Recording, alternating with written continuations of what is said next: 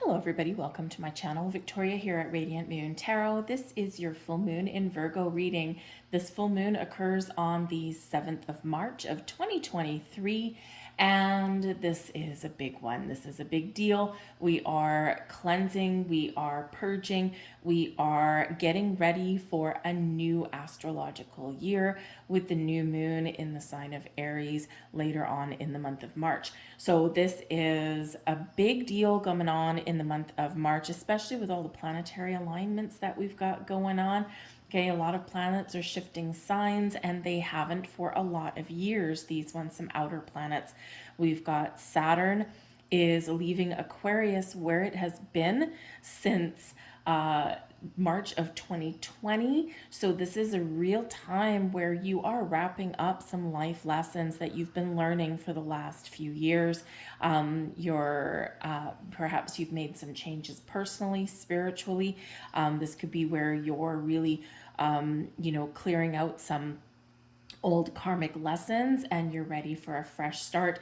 The new moon that comes up later on in the month in Aries has a lot of potential here to set the stage for the year to come. And it is a real new moon. It is occurring in 0 degrees, so it's got this Fool energy, and we do have Uranus coming into the mix as well, which also represents the Fool card. So we've got some exciting energy, but also some really powerful and maybe slightly chaotic energy depending on where you are and depending on what astrological house your full moon lands in. Now, this moon is known as the worm moon, okay? And this is highly significant because this is the last full moon of the winter solstice, of the winter season, and right before we head into spring. And the worm moon, right, we all know the early bird gets the worm, and it's time to get started. You are being propelled forward into making changes, into taking actions, into making some very important decisions in some aspect, some area of your life. Could be internally within you, but it may be externally in your world there as well. The worm moon brings about fertility and abundance return to your life, right? The hearkening of spring. Things will get better. It's a time of growth. This is a time to dream big, to set the stage, to manifest your dreams, your goals into reality.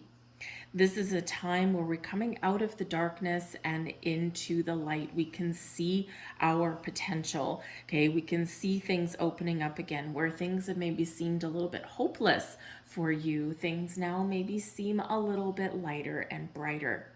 You might be changing up where you work, how you make your money. You might be changing up your relationships right now. You might be feeling a massive shift in your personal, spiritual, emotional growth. You might be making some big changes or seeing the results of something that you've done with your physical body, with your health, with your habits, patterns, and behaviors. Whatever it is, we've learned lessons in the last couple of years, and we are ready to put those lessons into motion and to use them to our best and highest advantage. So celebrate how far you have come. Celebrate all of your accomplishments. Celebrate your failures as well, because our failures really aren't failures. They are lessons, right? Every successful inventor that has ever walked the earth has had a failure after failure after failure, but they don't sit there and go, oh well, that failed, okay, well, time to hit the pub for a pint. They don't do that, right? They're like, well, okay, well, that didn't work, but I know it can. Okay, how can I make this work? Okay, well, I'm not going to do that again because that caused me an electric shock, so we're going to do this, we're going to do this a little bit differently. So all those perceived failures are actually the building blocks of wisdom and acquired knowledge and skills that you've gained over the last few years. So this Virgo moon can really have you going within, going internal, assessing your values, your worth, what you bring to the table. You might be assessing situations in your world if you aren't being treated the way you should be treated, or if you are not being recognized for the value, for the worth that you bring to the table, then yep, you could have some endings that are coming in for you. But it's really more about making those decisions than anything else, all right? But there is a little bit of chaos that comes in here with this full moon, okay? And it's because of all the other planetary action that we've got going on. Okay, so ground and center your energy is going to be very important. This is a very intuitive and spiritual full moon as well, because we do have some Pisces energy at play. So this can be a wonderful time for you to engage in spiritual practice. Maybe do some meditation, do some work with the crystals from the earth, right? With that earthy Virgo energy, all right? And to, just kind of try and be a little bit in the flow, okay? People, it's intense energy that's here. You've probably been feeling it for the last week or so anyway, okay? And we're going to have a little bit more to come over the next couple of weeks. The energy of this full moon, of course, full moon energies do last about a week or so, a few days before, of course, the big hitter on the day of the full moon, and then a few days after. This one's going to have a lingering effect for the next couple of weeks, okay, until we get that new moon in Aries, okay? It's just a huge month, okay, for all of this energy. But we're going to get into your readings. We're going to pull out some cards for each sign, see what this full moon, what the energy brings into you, what transitions are coming in for you guys. So I'm going to do each one by one. I'll leave all the timestamps in both the description box and then the comment section down below so you can find it easily. Certainly watch your sun and rising sign. You might also want to watch your moon sign as well. If this moon is landing in your romantic sector anywhere, okay, or if you're looking for those new beginnings, then you may want to watch your Venus sign reading as well. So we're going to get into it without further ado. Timestamps down below. And let's see what we've got coming in. We'll start with Aries. Hello, Aries. This is a big full moon for you. Okay, of course, we are ushering in your season later on in the month. And this moon is landing in your 6th house, okay? But the ruler of your sign, Mercury, is in your 12th house. So there's going to be a really important opportunity here to find your balance between your physical world and your spiritual world. Okay. You could have been neglecting your spiritual side for a little bit, not centering, grounding.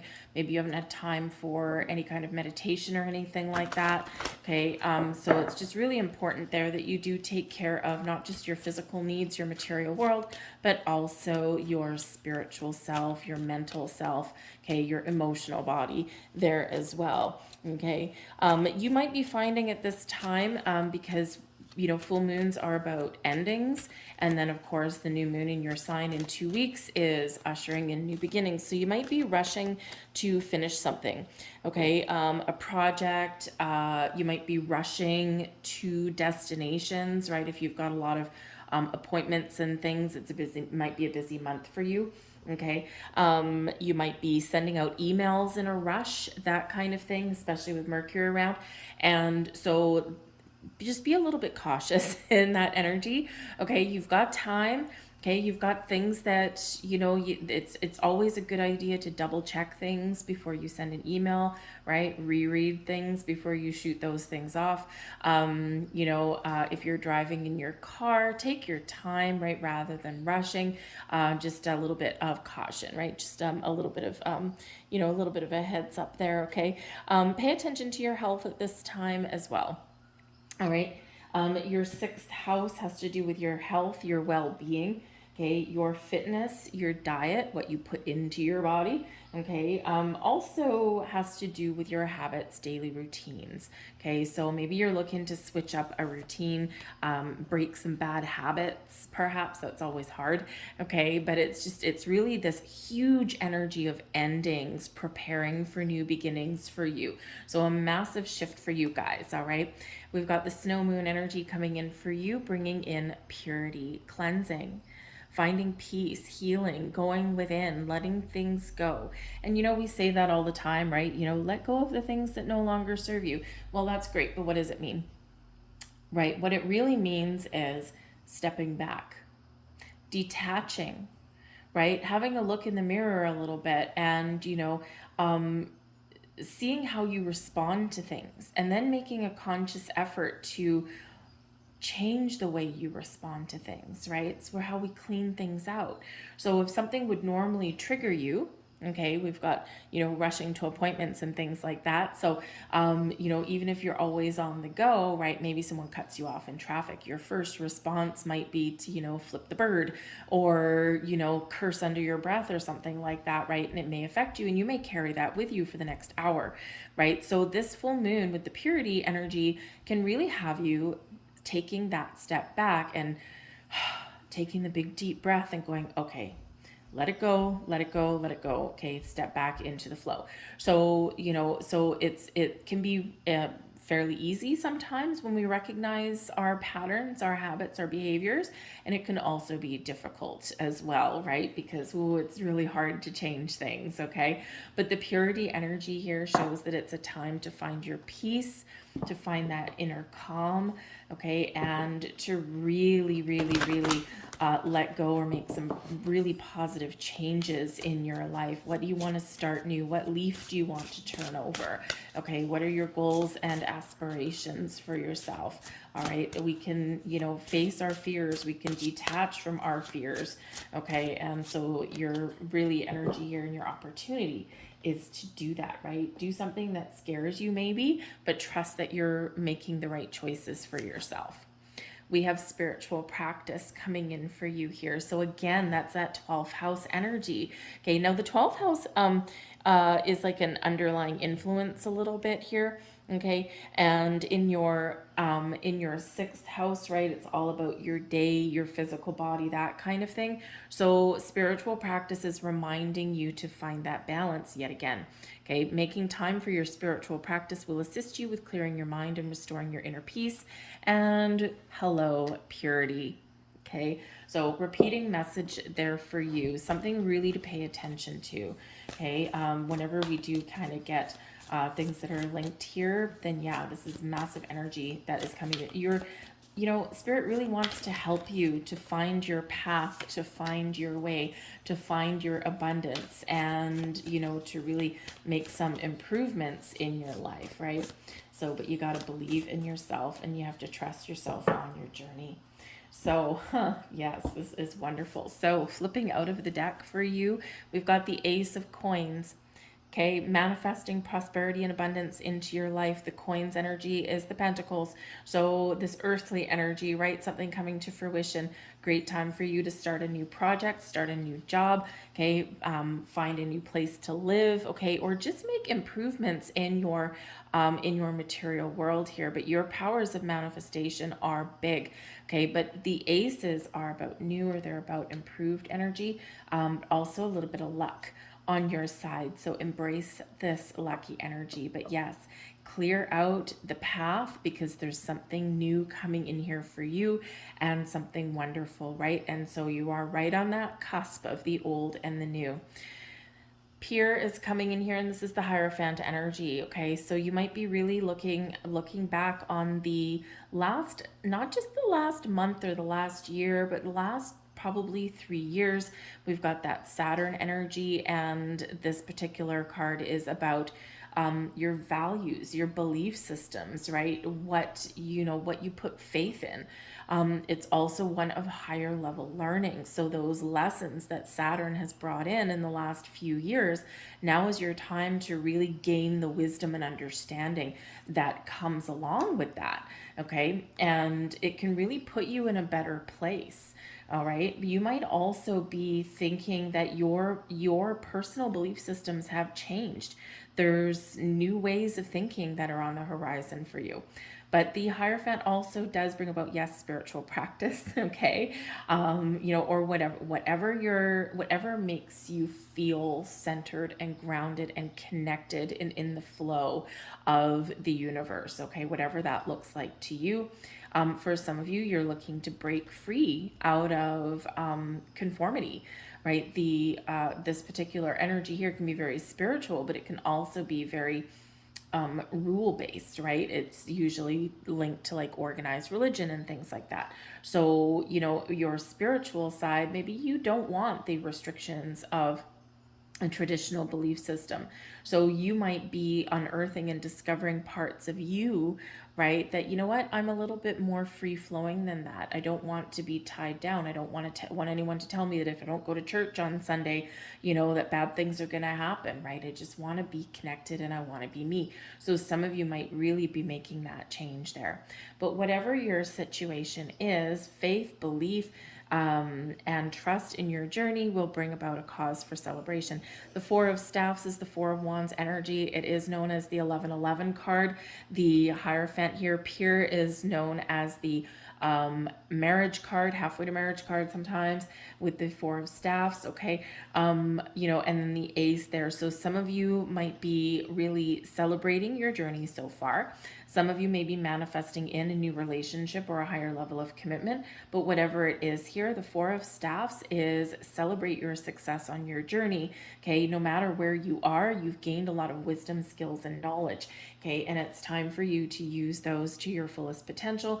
But I also feel here, this is a big time to make a wish, to look to the future, right? To dream big, think big, right? The 1111 card, some of you might be having some great things manifesting in your world right now, and others of you, it's like, make your wish now, okay? We don't usually we don't necessarily usually set intentions for manifestation at the full moon, but because this energy is going to last the next couple of weeks or so, I feel like you're really setting the stage for that, okay? For those new beginnings that are on the horizon for you. So trust in your journey, believe in yourself, keep the faith, okay?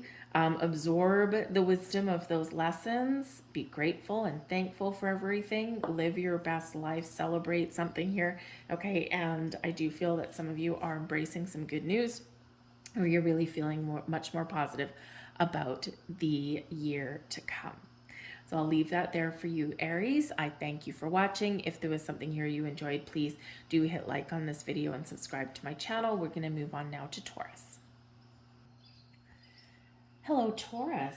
This full moon is landing in your fifth astrological house. Now, this is kind of exciting for you guys. The fifth house is always filled with some pleasure, always filled with you know, a lot of fun and joyous energy. This brings in self-expression. It brings in some romance, love. A lot of creativity is around here with this fifth house. Now, because we are dealing with full moon energy, you might be wrapping up a big creative project of some kind. Perhaps you are feeling that now is the time to you know, look about you redecorating your house, painting your walls. You might be picking up a hobby or something here in this energy as well, because this has to do with love and romance as well. This could certainly be where, you know, gotta say, with the planetary energies that we've got going on, you may be focused on children in some way. Now, this could be your inner child, letting your inner child out and be free, okay, to have a little bit of fun. This can also represent your children in your life. It might be a time where you might be starting a family. You might get some news about a pregnancy. It might be yours. It might be someone else's, okay? You might be blending families together, that kind of thing, or maybe spending some more time with some children that may be in your life somewhere. So you could have some really good news that might come about at this time, okay? But you might be really figuring out here in this energy, how do I have more fun? What can I do to infuse my life with more fun and romance? Now, if something's not working for you because it's full moon and it's about endings, okay, cycles, if you have a relationship or something like that, or something that you're doing that is no longer pleasurable for you, okay, this can be a real time where you're making a big final decision, because the planetary alignments that are around us throughout March is like no maybes. It's yes or no, in or out. No maybes, no gray areas, no nothing. It's very definitive in that energy. So if there's something that's just not cutting it for you, you might be making a big life-changing decision there, okay? And it's very clearing, it's very cleansing. for you. There's no loose strings, right? You know, sometimes we have those, well, maybe this, maybe no, no, no. It's like yes or no, do or die. All right. So you making a very final decision there. We have the energy of assessing coming in here for you, okay? And this is actually card number 9, so it very much is linked back to the Hermit card, which is, of course, Virgo energy. So the assessing energy, you're looking to the future, you're looking to the past, and very much in that Saturn influence that we've got going on, right? The lessons of the last few years. What have I learned? What worked for me? What didn't work for me? What do I want to change? Where do I see myself headed? So you might really be going within and doing a little bit of introspection. You might be doing some soul searching there. You might be getting some answers because we got a lot of spiritual and intuitive energy coming in here as well, right? So you might actually figure out, what is my life purpose? Why am I here? What am I meant to do? So you could really be getting some answers right now. But the assessing energy is about stepping back, thinking about things, looking at the big picture, not making rash decisions in this energy, okay? But you might be shaking something up depending on what it is that you determine to be your truth, okay? Or your feelings, whatever decision that you make, you might be doing that. Oh, and we've got soul purpose coming in here. Well, would you look at that, okay? So some big energy coming in here for you guys. Something exciting is on the horizon for you if you follow your passion. All right, there's that 5th house energy. What makes you excited? What brings you passion? What brings you pleasure and joy and fulfillment in your life, okay?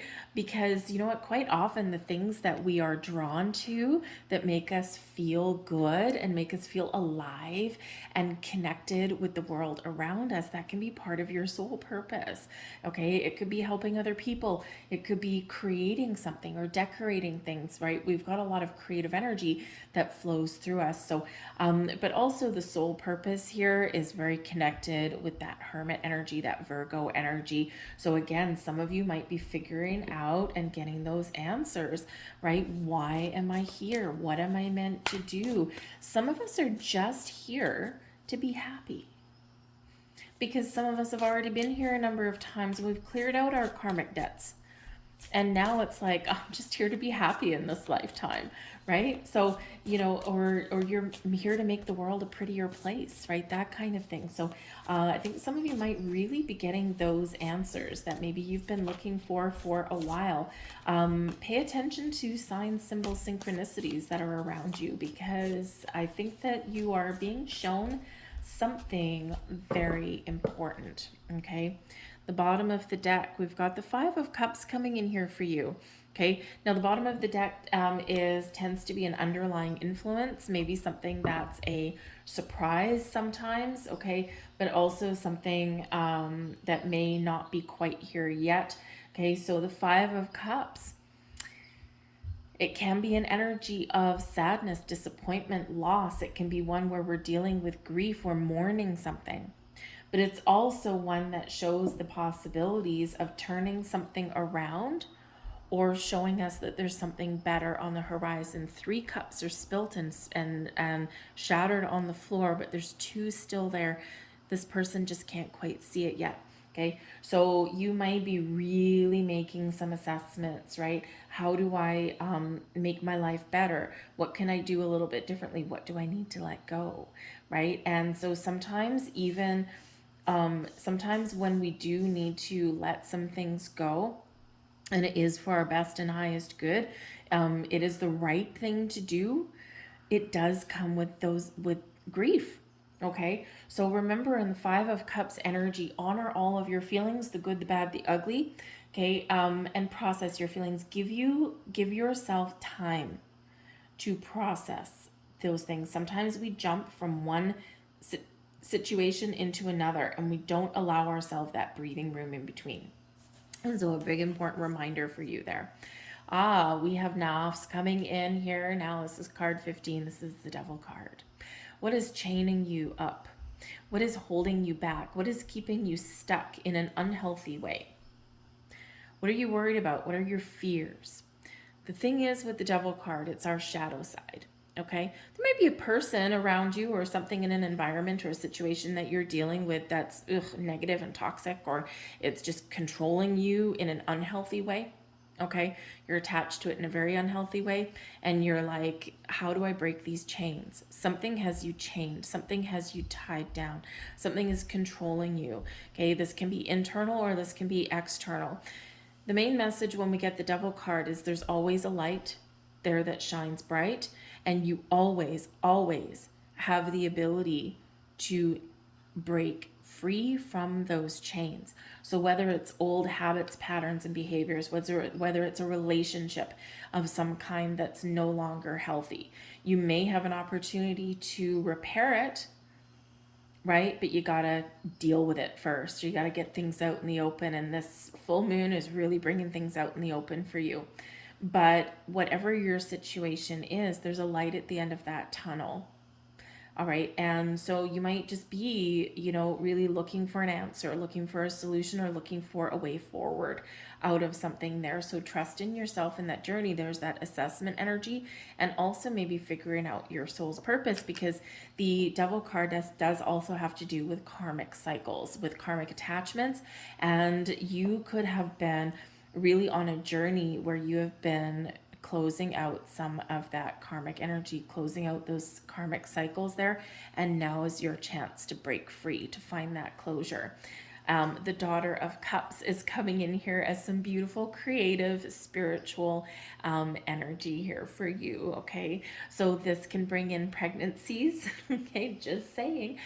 This can bring in pregnancies. It can have to do with children, but this is very much an energy of your spiritual self, of your intuition, but also one of creating something wonderful and magical and joyous. And look at the light. Here's the dark and here is the light. The Daughter of Cups brings in a fresh energy, a new beginning, or being able to improve your situation in some way, embracing the light at the end of that tunnel there as well. Okay, you might be finding new sources of inspiration. Okay, but let go of because the Devil card does have to do with control. There may be something here where you are trying too hard. Okay, you're trying to control the outcome too much. And Spirit says here in this energy, no, let it go. When we're in the flow, things magically happen for us, right? Things are easier, right? If we are open to change or open to something, do something in a different direction, okay? Or open to new ideas and bursts of inspiration, right? This is like my way or the highway kind of energy, okay? So try not to micromanage the universe at all, right? Just kind of be free, be flowy in that energy there. But we've got the Nine of Cups coming out here for you guys as well. So absolutely wonderful energy there. The Nine of Cups is what? Our wishes are granted. Our wishes are coming true. Okay, so there is something here that brings you a sense of fulfillment, a sense of joy and happiness. Okay, it could be a wish that you've been wishing for. It could just be figuring out what makes you happy. The Nine of Cups, yes, it is known as your wish fulfillment and your your goals are achieved, but it's also one of feeling good, feeling happy, feeling content, feeling at one with yourself, feeling like you've got some great energy going on. So what makes you feel that way? Okay, so I feel here that you're really turning the page and you're really turning over a leaf. You're figuring things out and you're making some very important decisions there. You may also be taking back control of your life, of your world, right? Where there's got some crazy energies going on. It's been difficult times for a lot of people. And 2023, yes, there is a light at the end of the tunnel. There's a lot of shifting energy. There's a lot of, chaos and things like that. But there's also great things that are happening for us too. So whenever we have this alignment, right, the collective energy going on can be a little bit challenging. Okay, but I think things are really lightening up for you. It all hinges on this Devil card. Is it internal, external for you? What is tying you down? What makes you feel as though you're chained? Okay, right? Belief systems, people, environments, whatever it is. There's a light there for you. Embrace that light, assess things in your world, and maybe make some big decisions there for yourself. I'll leave that there for you guys. I hope there was something here for you. If so, please hit like on this video, subscribe to my channel as well. We are going to move forward to Gemini. Hello, Gemini. Welcome to your full moon reading. This full moon is landing in your fourth astrological house. Now, this is ruled by Cancer. This has to do with your home, your family, your health, your organization. Perhaps you're decluttering something in your house right now, cleaning out a closet. You might be making changes as to where you live. Moving to a bigger place, a smaller place, a better neighborhood, hopefully, those kind of things. Okay, you could have a dream come true, so to speak.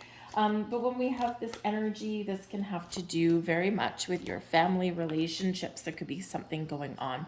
And so we do have Mars in your sign. So center and ground your energy. Try and keep your cool if anything emotional does come up, because there could be like some arguments and things. It could be a little bit spicy or fiery for you at this time with this full moon. So there could also be some health issues that may come to light with any kind of family members or anything like that. Okay. But this is an opportunity for you to have a look at your world. Okay. Especially in your fourth house energy. Okay. Your private life, right? Your personal life. To see where you have a lot of responsibility. What can you do to find a little bit more balance in your world? What responsibilities have you taken on that nobody else has? Okay, there could be a little bit of an imbalance there. Okay, so just a little bit of a heads up there for you. But of course, full moon's about cleansing and purging, and in this time of year with March, it's like a yes or no, definitive answers, definitive decisions. Okay, nothing left to interpretation. Okay, so it can be a great time for you guys. All right, so we have self-reflection coming in here with this energy. Card number 17 actually related back to the star card, some Aquarian energy, and of course we have Saturn that is leaving Aquarius after 3 years. So you could be reflecting at this time. What lessons have you learned over the last few years? What personal growth have you had? How can you use your newly acquired wisdom to propel you forward in a really good way? So you might just be kind of a little bit contemplative right around this full moon, but this benefits you, right? Anytime we look in the mirror, anytime we take a step back and we assess things, or, we reflect upon things, it's always a good thing, right? Because we do need to connect with ourselves, right? And this could be where you do make some final decisions or come to some conclusions about something. So a little bit of self-reflection there will be a balance for you. There may be some healing that's coming in there with that being related to the star energy, with that Aquarian energy there. Okay, so a little bit of healing, of course, balance there, but also maybe counting your blessings as well. Oh, hey, look, and we have balancing act coming in here for you as well. So finding your balance is really going to be the key. And again, if you're assessing your situation, you're reflecting upon your world, right? Your home, your family, where you feel safe and secure, how much responsibilities that you have, right? You might be figuring out what is out of whack for me, what is out of alignment, how can I find more balance in my life? Okay, you might be juggling a lot of responsibilities, you might have a lot on your plate, but it may be important for you to assess and see whose responsibility are you taking on. Okay, who's dropping the ball? Okay, because it's probably not you.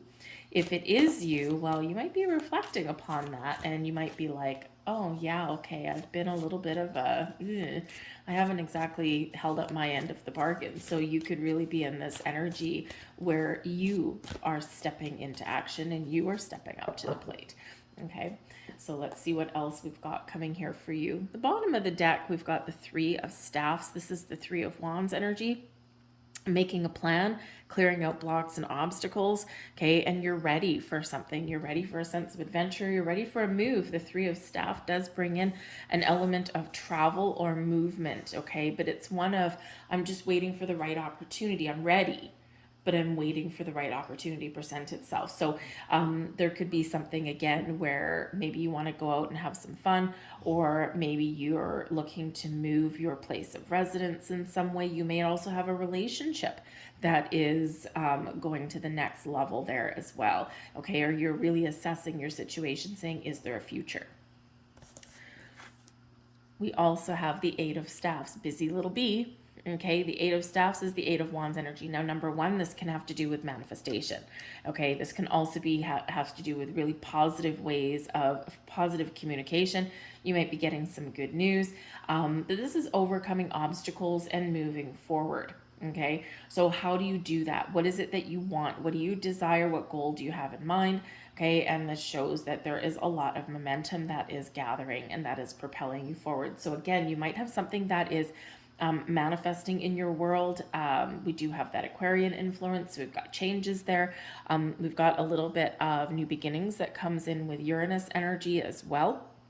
Okay, and Uranus is rules Aquarius, and it's also represented by the Fool card. And of course, the Eight of Wands sometimes does bring in news about things that we manifest. But this is also reminding you that wherever you set your intention is the direction that you're going to go in. So what intention are you setting? What direction do you see yourself going in? Okay. It's interesting when we get the Eight of Wands, because the next one in the deck is the Nine of Wands. And it's just one more piece of responsibility can really have us feeling, oh my goodness, I'm like so tired and exhausted. Whereas the Eight of Staffs is like, woohoo, I'm free. Okay, and I'm living my best life. I'm busy. I got a lot on the go, but I'm good, right? So it's like if you are feeling a Nine of Wands energy, heavy and burdened and tired and stressed, then this could certainly be this energy here for you. What can you take away to put you back in this Eight of Staffs energy so that you are, getting things done, but you're having fun, and and there's nothing wrong with responsibilities and being busy. But sometimes it's like the one straw that broke the camel's back.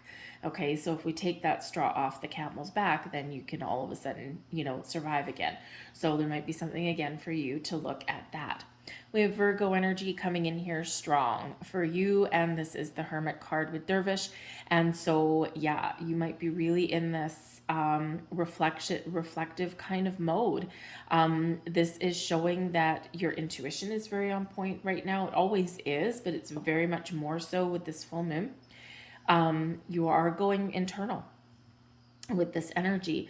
The Hermit card always goes internal, right? We think about things, we do some soul searching, we assess our situation. Okay, we think about what are our hopes and our dreams, right? What gives us the spark? What light do we want to follow? What intentions do we want to set?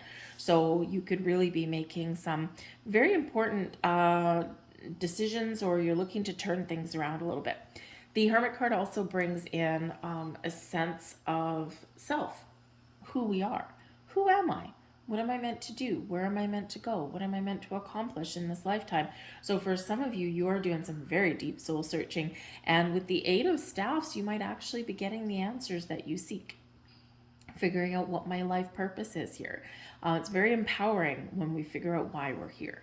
Sometimes, as humans, we think that we're here to be famous and powerful and blah, blah, blah. Quite honestly, a lot of us are just here to learn to be human.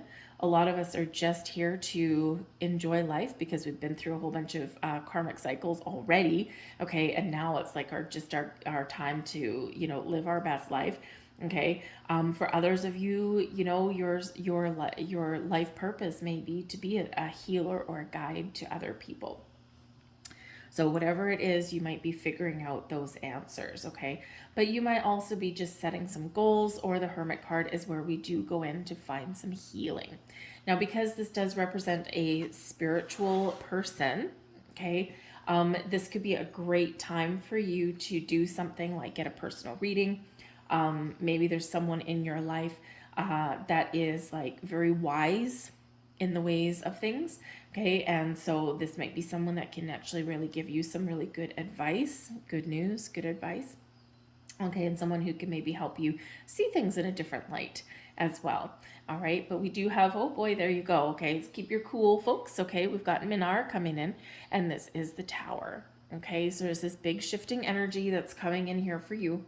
And this is out with the old, okay, out with the old, in with the new. Big shift, big powerful energy with this, a little bit explosive. Okay, so again, we already said right at the beginning of your reading that there may be things going on where you do need to keep your cool a little bit, okay, where you do need to take a step back a little bit and not engage. Okay, but with the Tower comes surprises, revelations, epiphanies. Now, it could be that you go into hermit mode and you get some sort of massive epiphany here with this Tower card, and all of a sudden it's like a life-changing bit of information, right? The Tower card, people are scared of it, okay, because it is the unexpected, right? So expect the unexpected. It is a big shift in energy, right? Things aren't quite the same after the Tower card comes in. The Tower card comes in to make us uncomfortable. And the purpose of making us uncomfortable is to get us out of our comfort zone.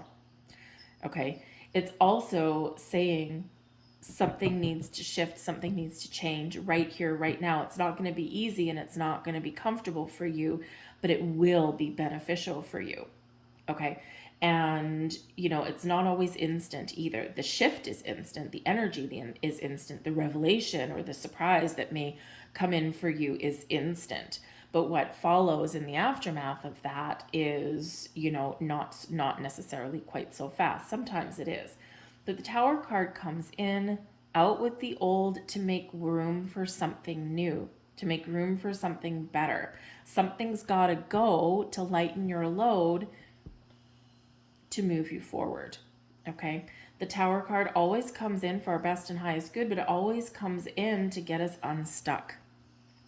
So if you've been feeling stuck in a rut, okay, there's a lot of moving energy that is coming in here for you now. So embrace the change, embrace this Tower moment.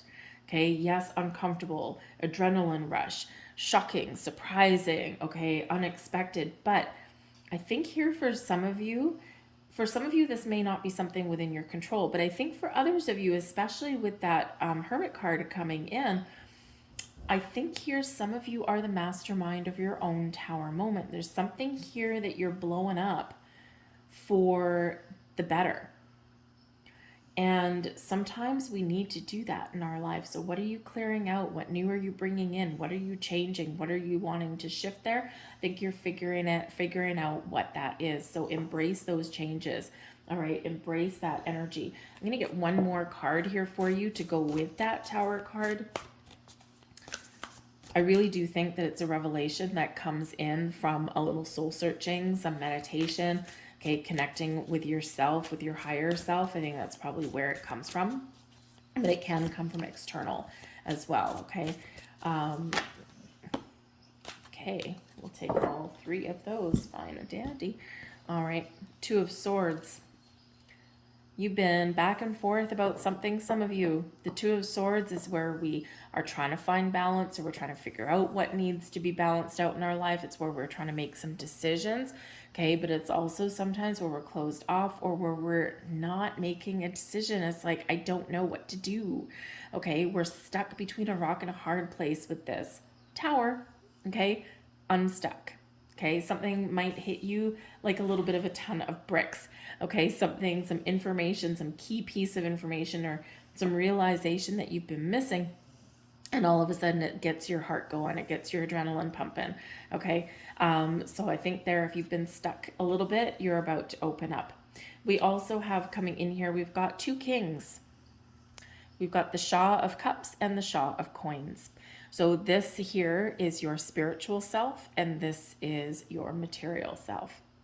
Okay, we've got your creativity, your flow, your water energy, right, with the cups, and we've got your money, your resources, your material world with the King of Coins. So again, Two of Swords can be, how do I find more balance and harmony between our spiritual side and our material side, our physical self.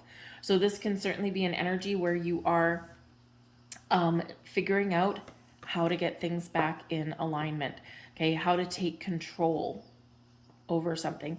The kings overcome lots of things. The kings are very successful. The kings are also leaders. They're in control. They take charge. and they take action. They don't take things lying down, and they just trust and they're confident that they can accomplish what they set out to accomplish. So perhaps there's a dream of something that you have, a new house, leveling up in your career, making more money. Perhaps this is where you might actually take charge and pay somebody, right, to get like energy healing, a tarot reading, an astrology reading, that kind of thing. Okay. But the King's coming in here. This is a very healthy balance between being in the flow of the universe, your creative side, your emotional side, and your spiritual side, with that balance of your practical side, your down to earth side. You're actually harmonizing in this energy. So I think here that you're finding a better way forward, and you're successfully making some plans, making some decisions.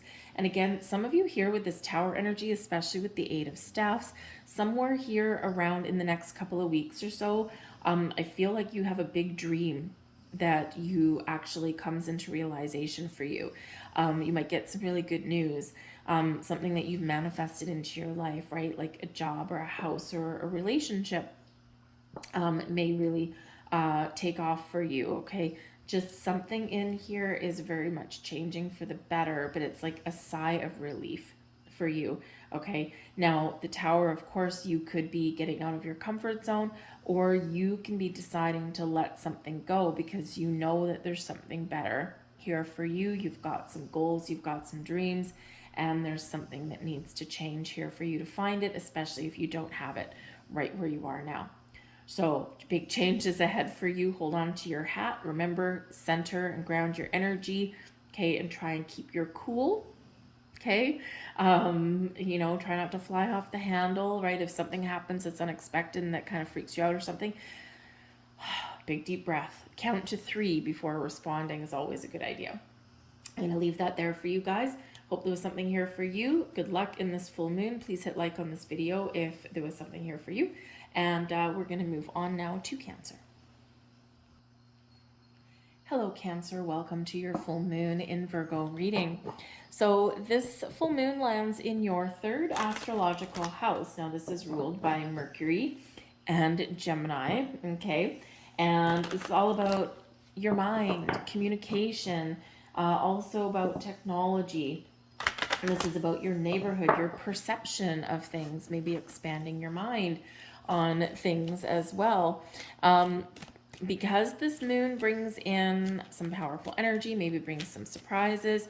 There might be some important revelations that come in here. With that, you might actually be doing a little bit of soul searching, okay?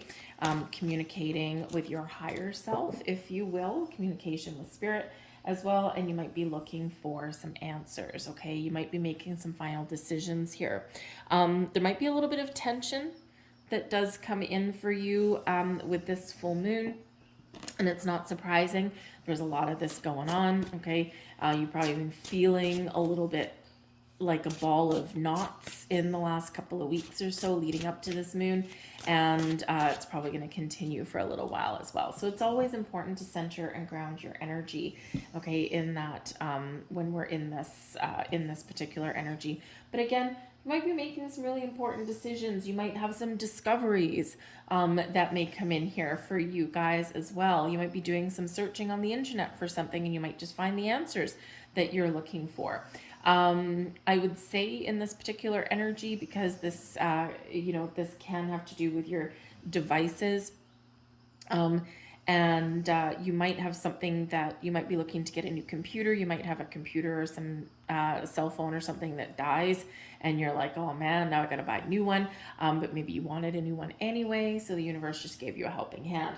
I would say that if you are on the internet, I would say with this energy to be a little bit cautious in the comment section. Try not to read people's comments or be engaged in any keyboard warrior kind of stuff there for you, okay? But this could be a busy month for you. Might be a lot of conversations for you, and a lot of movement, okay? So big shifting energy for you guys, right? You might actually have some thoughts, some things that you've been thinking about, and you know, you might just be making those decisions to make something happen. It's like, I've been thinking about this for a while. How do I make it happen? You know what? Today's the day. I'm going to take some action. The third house has to do with travel as well, usually short trips. So maybe you feel as though you just need a break. You just need to get away from things. And so, you know, if you're able to, maybe you just get a quick getaway for a day or two, and just maybe even somewhere close, or you spend a night on the town and go out and have a little bit of fun. All right. But we do have the energy of trust coming in here for you. So when we have the energy of trust coming in, number one, you need to be able to trust yourself, trust your own judgment. We also need to trust that the universe has your back and that there's things brewing for you, that there's wonderful things on the horizon for you. Trust is also one of those things where I feel here that if there are any kind of people in your life that you don't trust, then you might be assessing your connection with people, with communities, with groups. This does have to do with your social life as well, right? So, and because there is an energy of letting things go with the full moon, cleansing and purging, then if there's anyone around you or anything in your environment that you just don't trust, or that you find that you feel the need to watch your back, you might be really thinking, you know what, is this really worth keeping this in my life? So you could be letting something go, okay? Trust in yourself though. Whatever decisions that you make, whatever direction that you want to take, whatever path that you're looking to follow, trust in your journey. Trust in your intuition. Trust in yourself, okay? Because you are here to live your beautiful life. And we sometimes do need to make those difficult decisions that are in our best interest, right? And things that are on our path, our journey. All right. And, you know, trust is a fickle little thing. It's hard to trust people. It's hard to trust ourselves sometimes as well. Okay. But you're really being called upon to do that at this time. Okay. Let's see what else we've got. We've got spiritual practice. This card has come out a couple of times already now. And yes, this is a great time for you to engage with your higher self, with your higher mind. This is a great time for you to do some meditation, engage in whatever spiritual practice that means for you. Connect with nature, ground yourself. Okay, I think there's answers, there's revelations, there's something here for you. This could also be a time for you because this third house has to do with your wisdom, the way you're thinking about things. You know, this could be like a big time for you where you have a massive amount of spiritual growth. You're figuring out what things mean, or you're starting to ask those bigger questions. And you might be doing a lot of research on the internet about things. What is numerology? What does 1111 mean? What do the threes mean? What does it mean when I see this, right? I just saw a feather and it just floated down from my living room ceiling. What does that mean? It's very much a very wonderful message, by the way, if that happens for you. You know, so you might just be like, doing more research just to find the answers that you've been looking for. We have a Salik coming in here with the Fool. Wow, we have the High Priestess coming in here as well. And we have the World card. Wow, look at you guys. This is a big, big energy. Bottom of the deck, we've got the Moon card. Isn't that like the most beautiful moon card? Anyway, we've got the Moon at the bottom of the deck. Now, the Moon is very powerful, very intuitive, very spiritual. The Moon also is the ruler of your sign. So for a lot of you, you could be very at home in this Virgo Moon energy. You might be embracing a little bit of the chaos, so to speak. But you could be very much, again, some really powerful growth here. You may get some sort of revelation somewhere along the way. You may find something may come in as a little bit of a surprise. You might be really doing an emotional deep dive for yourself right now, or maybe you're recognizing a dream coming to fruition, or you are facing your fears in something that you want to create. It's a very mystical and magical energy that's coming in here for you. So embrace that because it's kind of exciting. But here's the thing with trust. The Fool card comes out. And when we get this is new beginnings on the horizon. This is you following your path, following your goals, following your dream, and trusting in your journey. You're taking a leap of faith. What does that look like for you? What are you cleansing? What are you purging? What do you want to do? Now, this can be new adventures in your spiritual self. This can be new adventures in, matters of the mind, matters of the heart. This can be you going out and enjoying your life, just doing something fun, doing something exciting. The Fool card can certainly bring about the next stage of our journey in pretty much any area that you want. So what are you looking to start new? What are you looking to take to the next level? Also, what don't you know?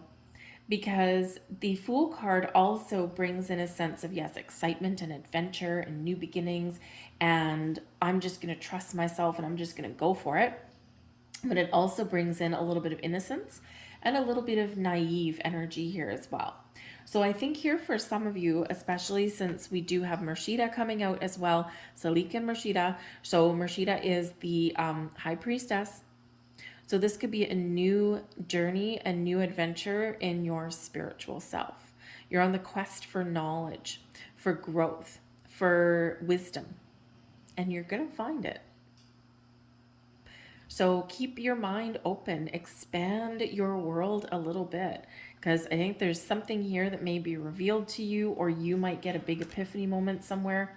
Okay, you could also be stepping into a greater level of understanding. The High Priestess, very spiritual, very connected, crown chakra, third eye. The High Priestess also very connected with the moon. This moon is big and powerful for you guys, let me tell you. Okay. But the High Priestess is also the keeper of secrets and mysteries, has the book of knowledge. So this could certainly be your reminder here that you might have something that you want to do, or that you want to change, or that you want to improve in your life. And you're being reminded here that you have all the wisdom, all of the knowledge, all of the tools that you need to move forward with your dreams, to move forward with something that you want to do. So trust in your journey, trust where you're headed, trust in yourself to make the right decisions, trust in the signs and symbols and synchronicities that you may be seeing in your world as well. There may be something that's revealed to you. You may get a bit of a surprise. The Moon card can bring a surprise. All right. But we do have the Dania energy here as well, which is the World card. Something coming to completion for you, maybe something coming to fruition for you, something that you really wanted, something you've been hoping and wishing for may actually manifest itself in the next couple of weeks for you here. This is also reminding you to set intentions and to think about where you want to go in your next astrological year, new moon in Aries on the I forget if it's the 20th or the 21st of March. The Fool card is that new beginnings, right? So wherever you happen to be, celebrate, reflect. The World card does bring about that sense of completion, the end of one cycle, and you're about to begin a new one. We're always invited to reflect upon things when we get the World card, but also celebrate, give thanks. When we give thanks for things in our world, we get more things to be thankful for. Even the things that don't go our way, those divine detours of life, right? Because through those things that don't go our way, those are our building blocks of wisdom. And you've got a lot of built up wisdom here. So be thankful and grateful for everything. But the World card brings celebrations and abundance and the end of a cycle for you. I think here for some of you, there's something here that may come to fruition for you between now and your birthday. because the World card can represent those cycles, right? Anniversaries, birthdays, things like that. Okay. So it can certainly be that there's something here in the next couple of months or so where it's really your time to blossom and to shine. And I think that you're really going to be figuring something out and get the answers that you're looking for. So wherever you happen to be, give thanks, celebrate your journey, trust yourself to make the right choices, the right decisions, open your mind, expand your energy, but also expect the unexpected a little bit here as well, okay? Because the High Priestess here with the Fool card and the Moon card coming in, there could just be something that is a bit of a surprise to you. Okay, it could be something that comes in as a gift, or maybe something that comes in that enhances your knowledge, something there for you. But if I didn't mention it already, the Moon card brings about our fears, our anxieties, our worries. So this could actually be a great time for you to cleanse, to purge, to face your fears, whatever that looks like to you guys. Okay, big, big, big, heavy hitting energy for you. 1, 2, 3, 4 major arcana. Okay, so a big shift coming in here for you, and it's wonderful. Embrace it. So I'll leave that there for you folks. I hope there was something here for you. If so, please like this video and subscribe to my channel. We are going to move on now to Leo. Hello, Leo. Welcome to your full moon in Virgo reading. Now, this full moon is landing in your second astrological house, ruled by Venus and Taurus energy, and this has to do with your money, your income, how you make your money, possibly even how you spend your money, okay?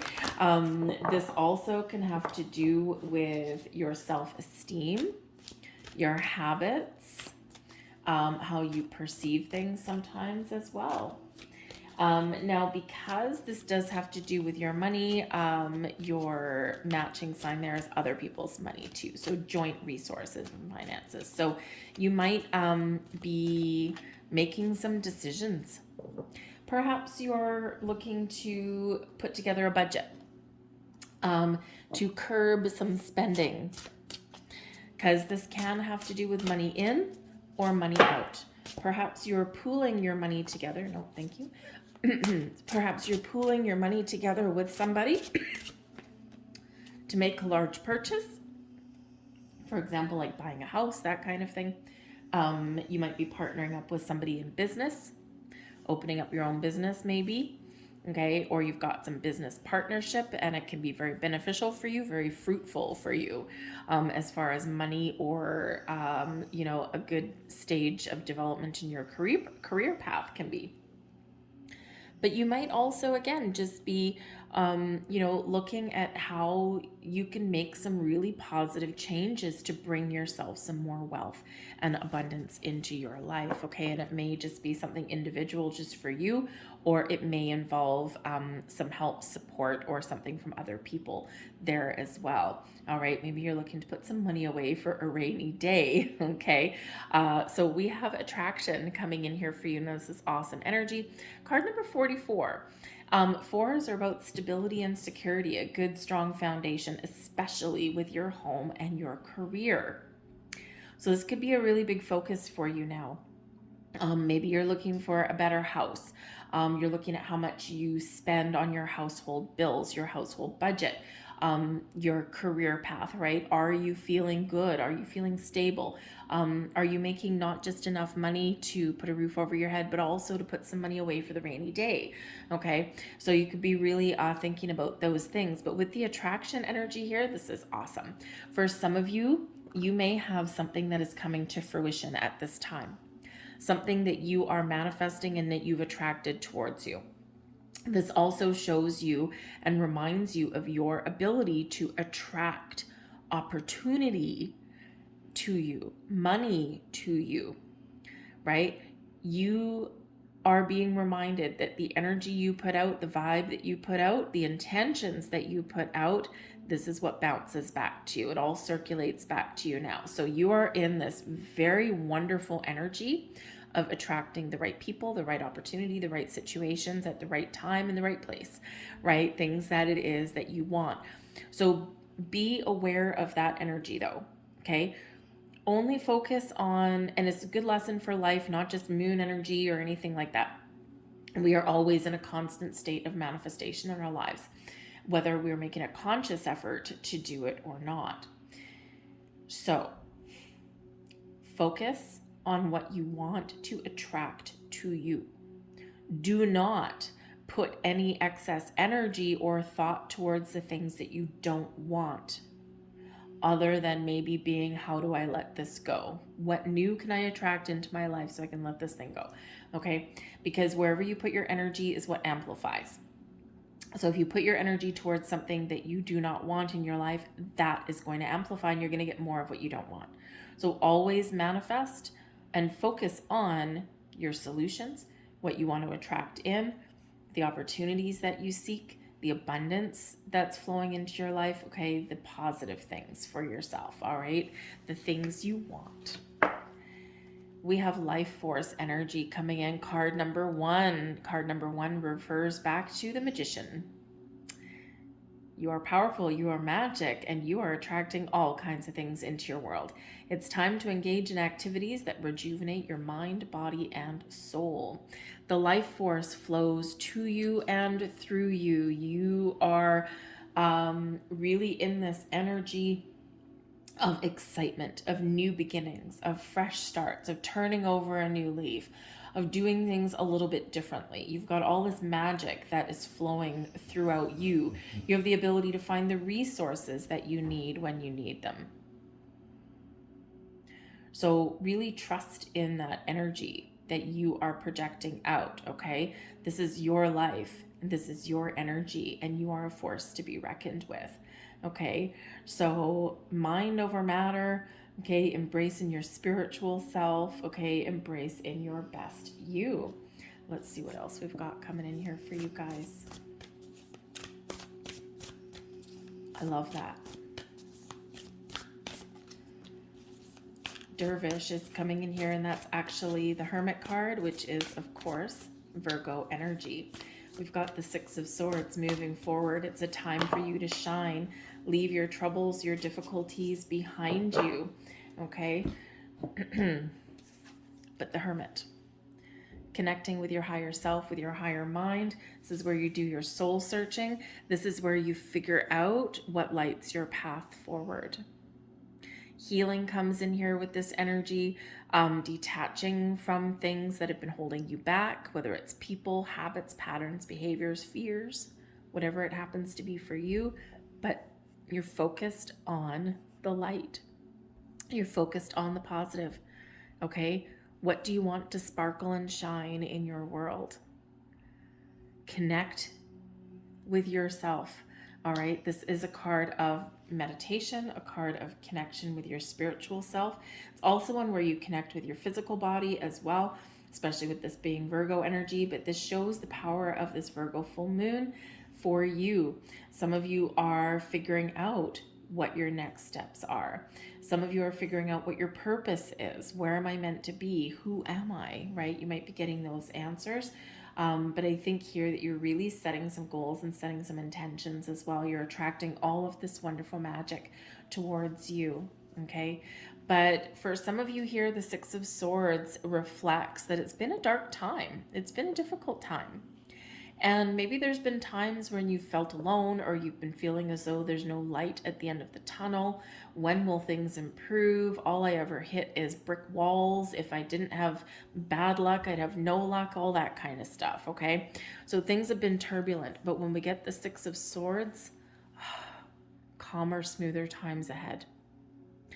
The Six of Swords is you moving towards a new horizon, finding a better way to do things. When we get this, you could be finding ways to compromise with people in your life, right? Instead of arguing or fighting or butting heads, you figure out how to move forward.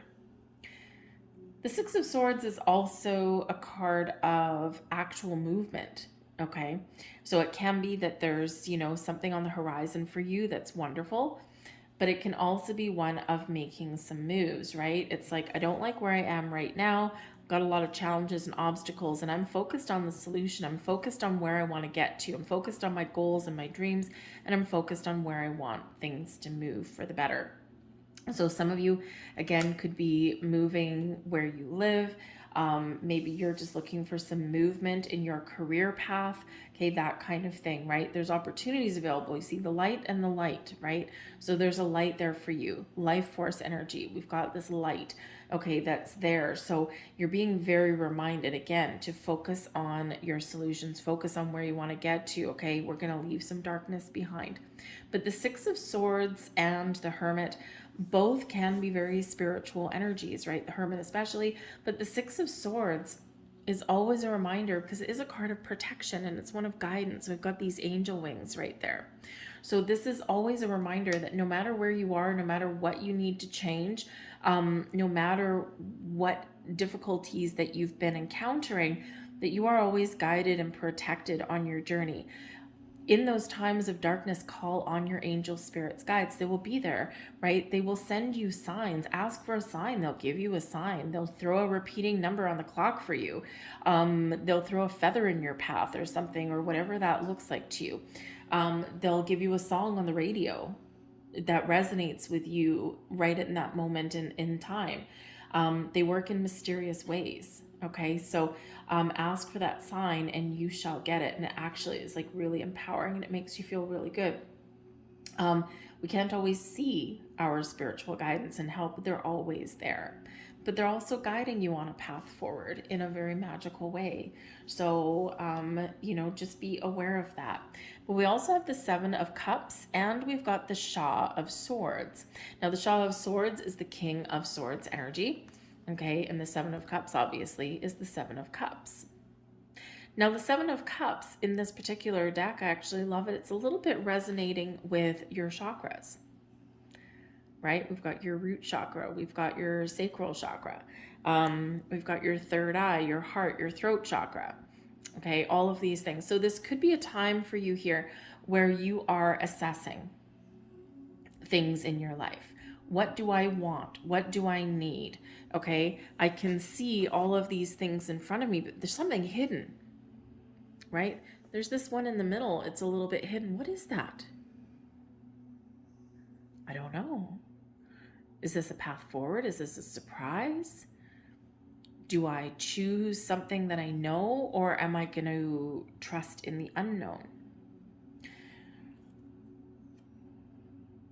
So you may have some options, some important decisions to make, and you might be a little bit overwhelmed. And fortunately, though, you've got the King of Swords energy coming in here. Now, first and foremost, the King of Swords is you. Trust yourself to make the right decision. Be honest and truthful with yourself. What do you want? Where do you want to go? What do you want to change? Can you fix something where you are right now, or do you need to depart? Is there a way to make your situation better or to do something differently? The King of Swords comes in here to give you clarity, a sense of purpose, and that decisive, logical way of thinking. Sometimes we get wrapped up in our emotions, and sometimes the way forward is to think clearly and logically. So sometimes when our emotions are getting the better of us, it's best to take that step back, to use the sword, okay, to detach from our emotions just a little bit, just to step back. And this is quite often where we find the answers. This is quite often where we do find our truth. So no matter where you are, take charge, make a decision. If you don't have all of the information that you need, do some research. The information that you need is at your fingertips. But a logical way of thinking may actually help you to figure out how to move forward or what changes you want to make in your world. The Shah of Swords, the King of Swords, can also represent an important person that may present themselves to you in your life at this time. Now, this can be someone that you already know, or this can be someone who you are about to meet. This person may have an offer, an opportunity for you. They may have some words of wisdom for you. They may even be somebody that can help you to make a decision, because they help you get out of your emotions, okay, the overwhelming energy, and into your um, kind of clinical thoughts processes there a little bit. Sometimes we have to do that. So maybe this is somebody that can help you see the pros and cons. Dixie, that's not an earthquake. My dog has her butt leaning against the leg of my table and she just scratched herself. So, whoo. Anyways, but this can be a person here that can maybe give you that clarity that you're looking for. They can be like, hey, but look at this, blah, blah, blah, blah, blah, this, and sometimes we can just need that little bit of that person that is not emotionally involved in our situation, that can help us see the pros and cons of things, or it can bring us some more information, or help us see what direction may be available for us. So there could be a person for some of you that does play a key role in somehow. This could also be someone that you partner up with as well. But the King of Swords also has to do with communication. All right, trusting your intuition, yes. Trusting your inner wisdom, yes. But also about communication of all kinds. So you could be communicating with your higher self. You could have some signs, symbols, synchronicities that come in for you. But this could also be a great time to talk things out, to talk about your finances, to talk about your career path, to go on interviews, that kind of thing. All right, to put a resume together. This can be somebody if you're looking to make more money. And sometimes it's really hard to put a resume together because we got to sell ourselves, right? And sometimes it's easier to do that for other people than it is for ourselves because we're too emotionally involved, okay? There may be someone there that can help you to revamp your resume in such a way that magnificent doors of opportunity open up for you.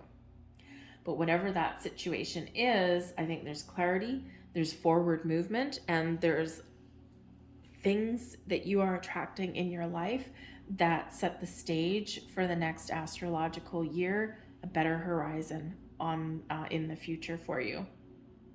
I'll leave that there. I hope there was something here for you. Good luck on this full moon. Please hit like on this video if you did enjoy your reading. And we're going to move on now to Virgo. Hello, Virgo. Okay, you guys are the star of the show at this full moon. Whew, this lands in your first house. Okay, your first house is actually ruled by Mars and Aries. Okay, so the next couple of weeks for you could potentially be very life-changing. They might get a little spicy. They might get a little fiery. You might get some surprises. You might get some revelations, okay? But it could also be really exciting for you guys. Now, whenever anything lands in your first house, this is all about you, okay? Dixie, stop that. Sorry, my dog just moved my table. So this can really be all about you. You might be having a look at your appearance, right? Sometimes when we get this kind of energy, we want to change something about our physical appearance, a wardrobe, a haircut. This could be the time where you really want to turn over a new leaf and take care of yourself in a different way. Make time for yourself to engage in like some physical activity, things like that. Or maybe you're just looking to make some more time for yourself in general. Not take on too many more responsibilities, that kind of thing. So it can be a really big turning point for you guys, okay? There might get a little bit of revelation about something. This energy can really have to be about you, but also about your relations with other people, your partnerships, your romantic relationships, your friendships, all of that kind of thing.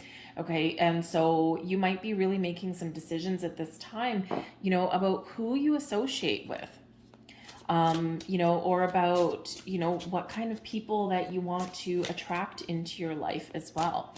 All right, because of course, don't forget, full moons can be endings. They can be something completing in a cycle. And, the Aries new moon in a couple of weeks, this can be about the new, right? New people, new connections, that kind of thing. So you could be really doing some soul searching at this time, figuring out what it is that you want. okay, or what's not healthy for you anymore, or how to even just make things better. Okay, so some really great energy for you, some very powerful energy for you, invoking some self power, if you will. Do we say self power? Anyways, and so really putting the power in your hands. How about we say that? Okay, you are the mastermind, you are the magician of your life, and so this could just be a big shift for you, and it's absolutely awesome. Okay, so but also again, maybe a little spicy, maybe a little fiery. Okay, so you're pretty good usually at grounding and protecting your energy, so just make sure you do that here as well. We have card 18, which actually does relate back to the moon card. Okay, and this is about pleasure. What gives you pleasure? What gives you joy? Do you enjoy your relationships? Do you enjoy things that you do on your day to day? Okay, focus on the things that bring you pleasure and joy. Find pleasure in the little things. Find pleasure in the big things. There might be something exciting that does manifest itself in your world in the next couple of weeks that makes you really happy. Okay, this could be an opportunity opening up for you. This could be a second chance at something. Maybe you had some travel plans a while ago that didn't quite pan out, and now you get that second shot. You're like, yes, this is awesome. But there could be pretty much anything goes right about now, Virgo, for you. Okay, and there could be something manifesting into your world that you actually have set your intentions on months ago, like way back in your new moon that was in your sign last year. All right, so think back to your birthday, think back to that month, and where were your intentions? Where was your head at? What goals did you have in mind? All right, because this is where things are really coming full circle for you in some aspect. Okay, so we also have here, we also have bumpy ride. Okay, we already said that. All right, and here are the cards reiterating that for you. Bumpy ride. Don't be afraid to make a change. Regardless of how hard you perceive it to be, it can be fun if you allow it to and let go of the resistance to it. Okay, so yes, you might be looking to make some change. You might have changes that are already occurring in your life. We have a lot of planetary forces at work that it's now or never kind of energy, or the no black and white. It's yes, it's no, there's no middle ground, there's no maybe. And whatever decisions you're making, whatever is changing in your world, hang on to your hat, center ground your energy, because it will be worth it. Change will be worth it. Change is never easy. Right? We sometimes take a long time making a decision to change something, and then actually invoking that change, and then the aftermath of that change, right? Things need to settle down a little bit. We settle into something. And it can be a little bit challenging. So make your change. It's not always going to be comfortable, but it will always, always be beneficial for you. Always a very powerful message there. Okay, human beings are afraid of change, right? We're creatures of habit, and we like our comfort zone because we know what to expect, but our comfort zone isn't always comfortable, right? Our comfort zone is familiar, and it's amazing what human beings can get used to, the good and the bad. But it doesn't mean that it's what you want, and it doesn't mean that it's actually that comfortable for you. So get out of your comfort zone. Step forth into your personal power and create the change that you want in your world. So let's see what else we have here. Bottom of the deck, we have Wally, card number 7, the Chariot card. Ambition, willpower, things coming into alignment for you, following your destiny, your goals, your dreams. It's by the actions that you take that get you there. This is an energy of success, of confidence, of believing in yourself, and of moving forward. The stars are aligning for you. It is a card of destiny. You are on the right path. You are on the right track. You are on the right journey. Allow those stars to align to guide you and to move you forward, but believe in yourself. The Chariot card is a wonderful card, right? It's like, yes, I'm going to I'm going to overcome obstacles. I'm going to move forward. I've got everything going on for me on my side. And even if I hit a bump in the road, I'm still going to power through. So it's just that drive and determination that gets you to where you want to go. We've got the Four of Swords coming in here for you guys. Okay, now the Four of Swords is an energy of rest, relaxation, of finding peace, of calm. It's a beautiful card. It's a beautiful energy. It can be representing for you that you are embarking on a time of change, so it's important to get some rest now, okay? But this is also a card of meditation, of connection with your higher self, connection with spirits. This is a great time for you to meditate, to contemplate, to find that connection. The bumpy ride card is card number 12. It relates back to the Hanged Man. It's where we get epiphanies. It's where we surrender and let go. We go with the flow. The Four of Swords, we're certainly in the flow, okay? But it also where we get epiphanies, okay? So again, there might be some sort of epiphany or revelation that may come to you internally or maybe even externally, okay? But meditation may really help you at this time. Got the Ten of Swords, okay? Ten of Swords does not look wonderful. Ten of Swords can be the end of a difficult cycle in your life. And there's a fresh start on the horizon for you. It's always darkest just before the dawn. It's always, always, always in those times where we feel like we've hit rock bottom, that there is a light, that a beacon that shines for us. So this can just show that there are some difficult decisions that you may need to make, because the Ten of Swords can be an ending, a finality to something, or difficult decisions, and you're like, yeah, I got to do something new because it's right for me, okay? But it is also one where the end is near. There's better things on the horizon for you. Now, the Four of Swords can bring in some healing a little bit, and the Ten of Swords, right, can bring in some challenge.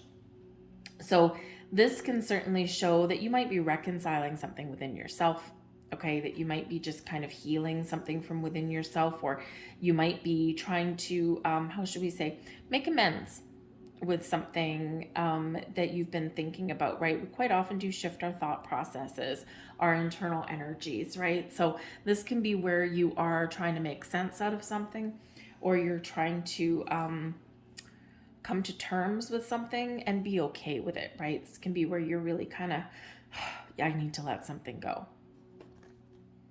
But we've got the Daughter of Cups coming in here after that. And that's beautiful energy, because this number one shows your connection with your spiritual self, with your intuition. This also shows the sunrise. The Ten of Swords is the sunrise. Okay, so there is something here that is shining for you, some path forward for you.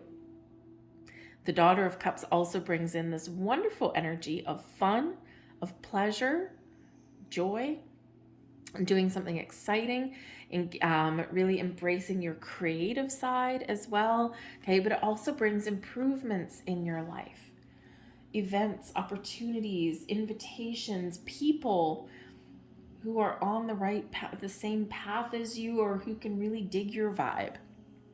This can also be you turning over a new leaf. It's like we're dealing with something here, we're making some decisions, we're weathering the storm, the bumpy ride, and here you are coming out on the other side just fine as wine. So have some fun. Find some time for yourself. All right, there's something here that you might not necessarily be the easiest energy to deal with. However, when we deal with things, this brings us personal growth in a very, very positive way.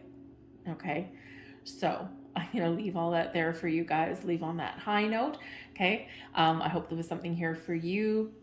I hope this full moon is really wonderful for you, and don't forget that we've got that new moon in Aries coming up, and so the next couple of weeks are going to be a little bit bumpy, but very positive for you in the long run. Okay, so I thank you for watching, guys. If there was something here for you, please hit like on this video, and we're going to move on now to Libra. Hello Libra, welcome to your full moon in Virgo reading. This full moon is landing in your 12th astrological house. Now, there's a little bit of mystery that comes with the 12th house. Now, the 12th house being the last house is about endings, about things coming full circle, the end of a cycle. You're getting ready and you're preparing for the astrological new year that lies ahead. So you may be making some final decisions on something.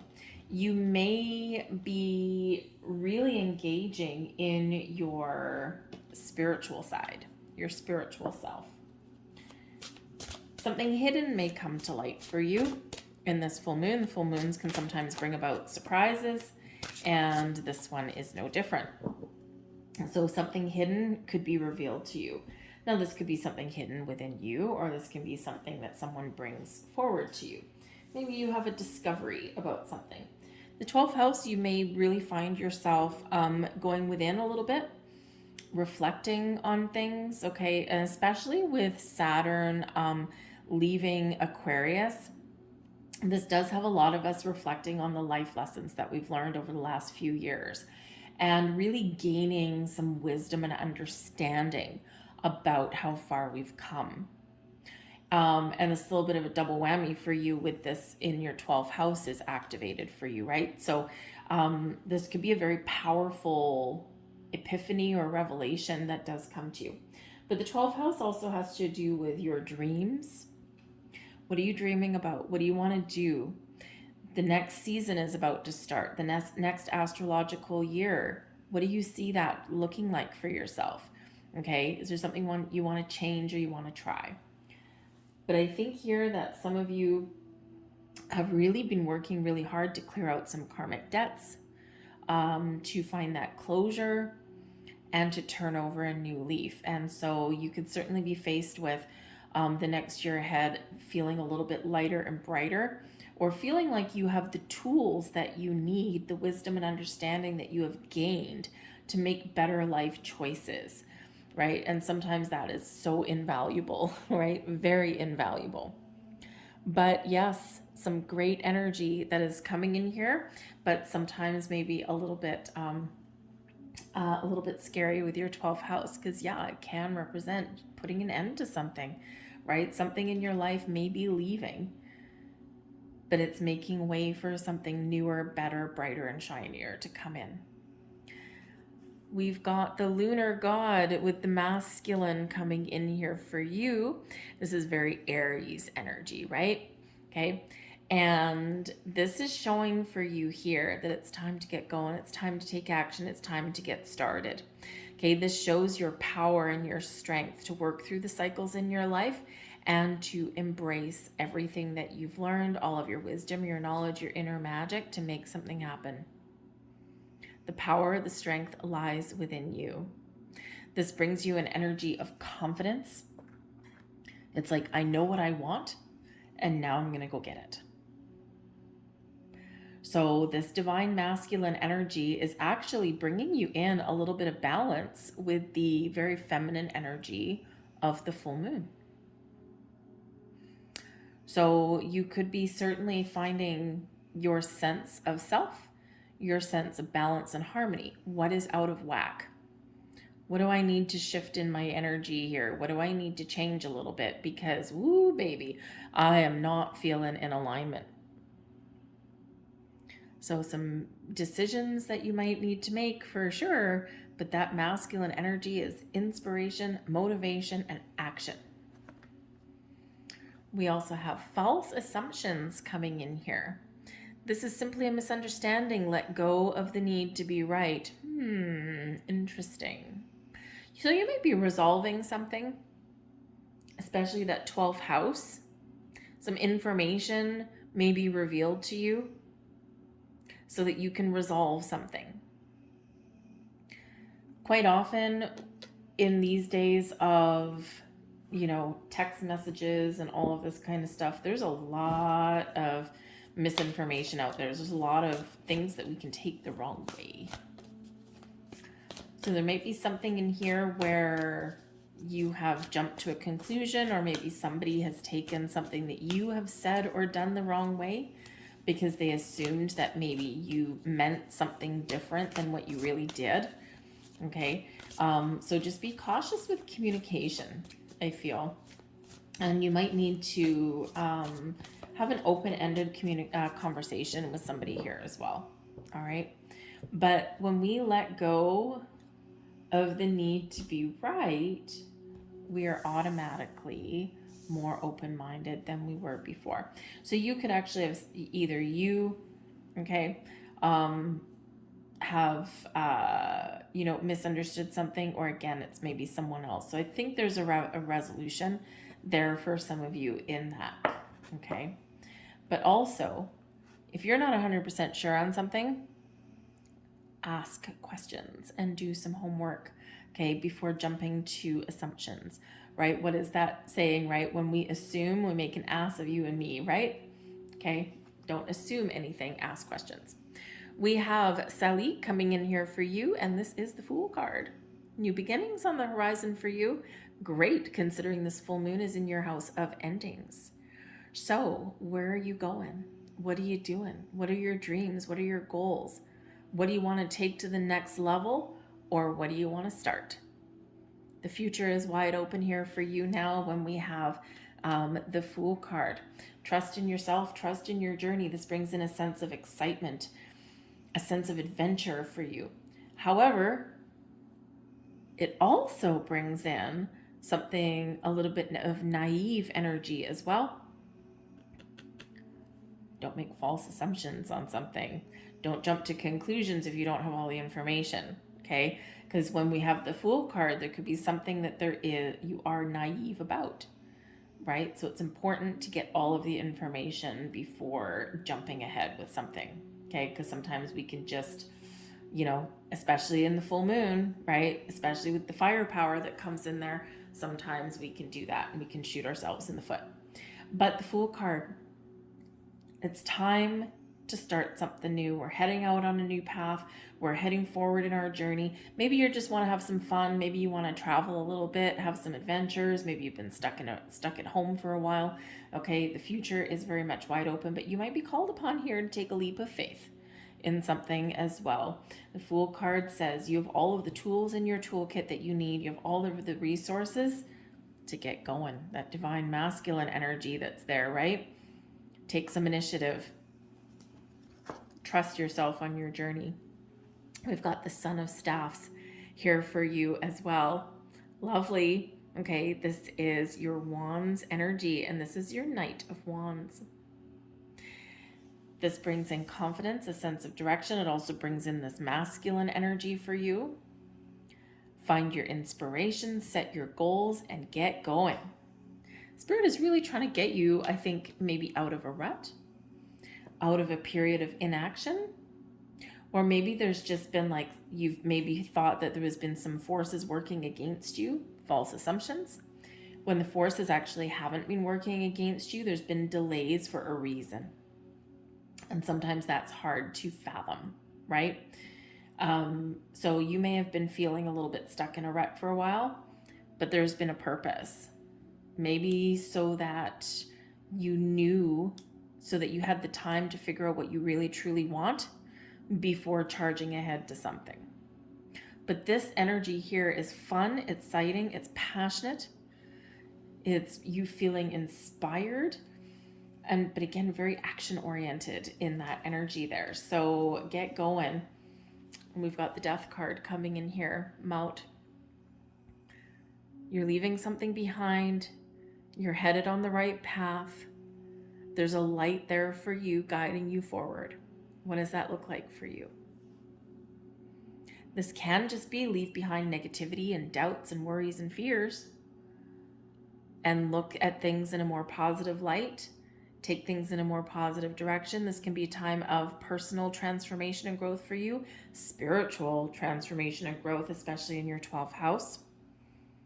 Lessons learned, message received. I'm ready to move forward.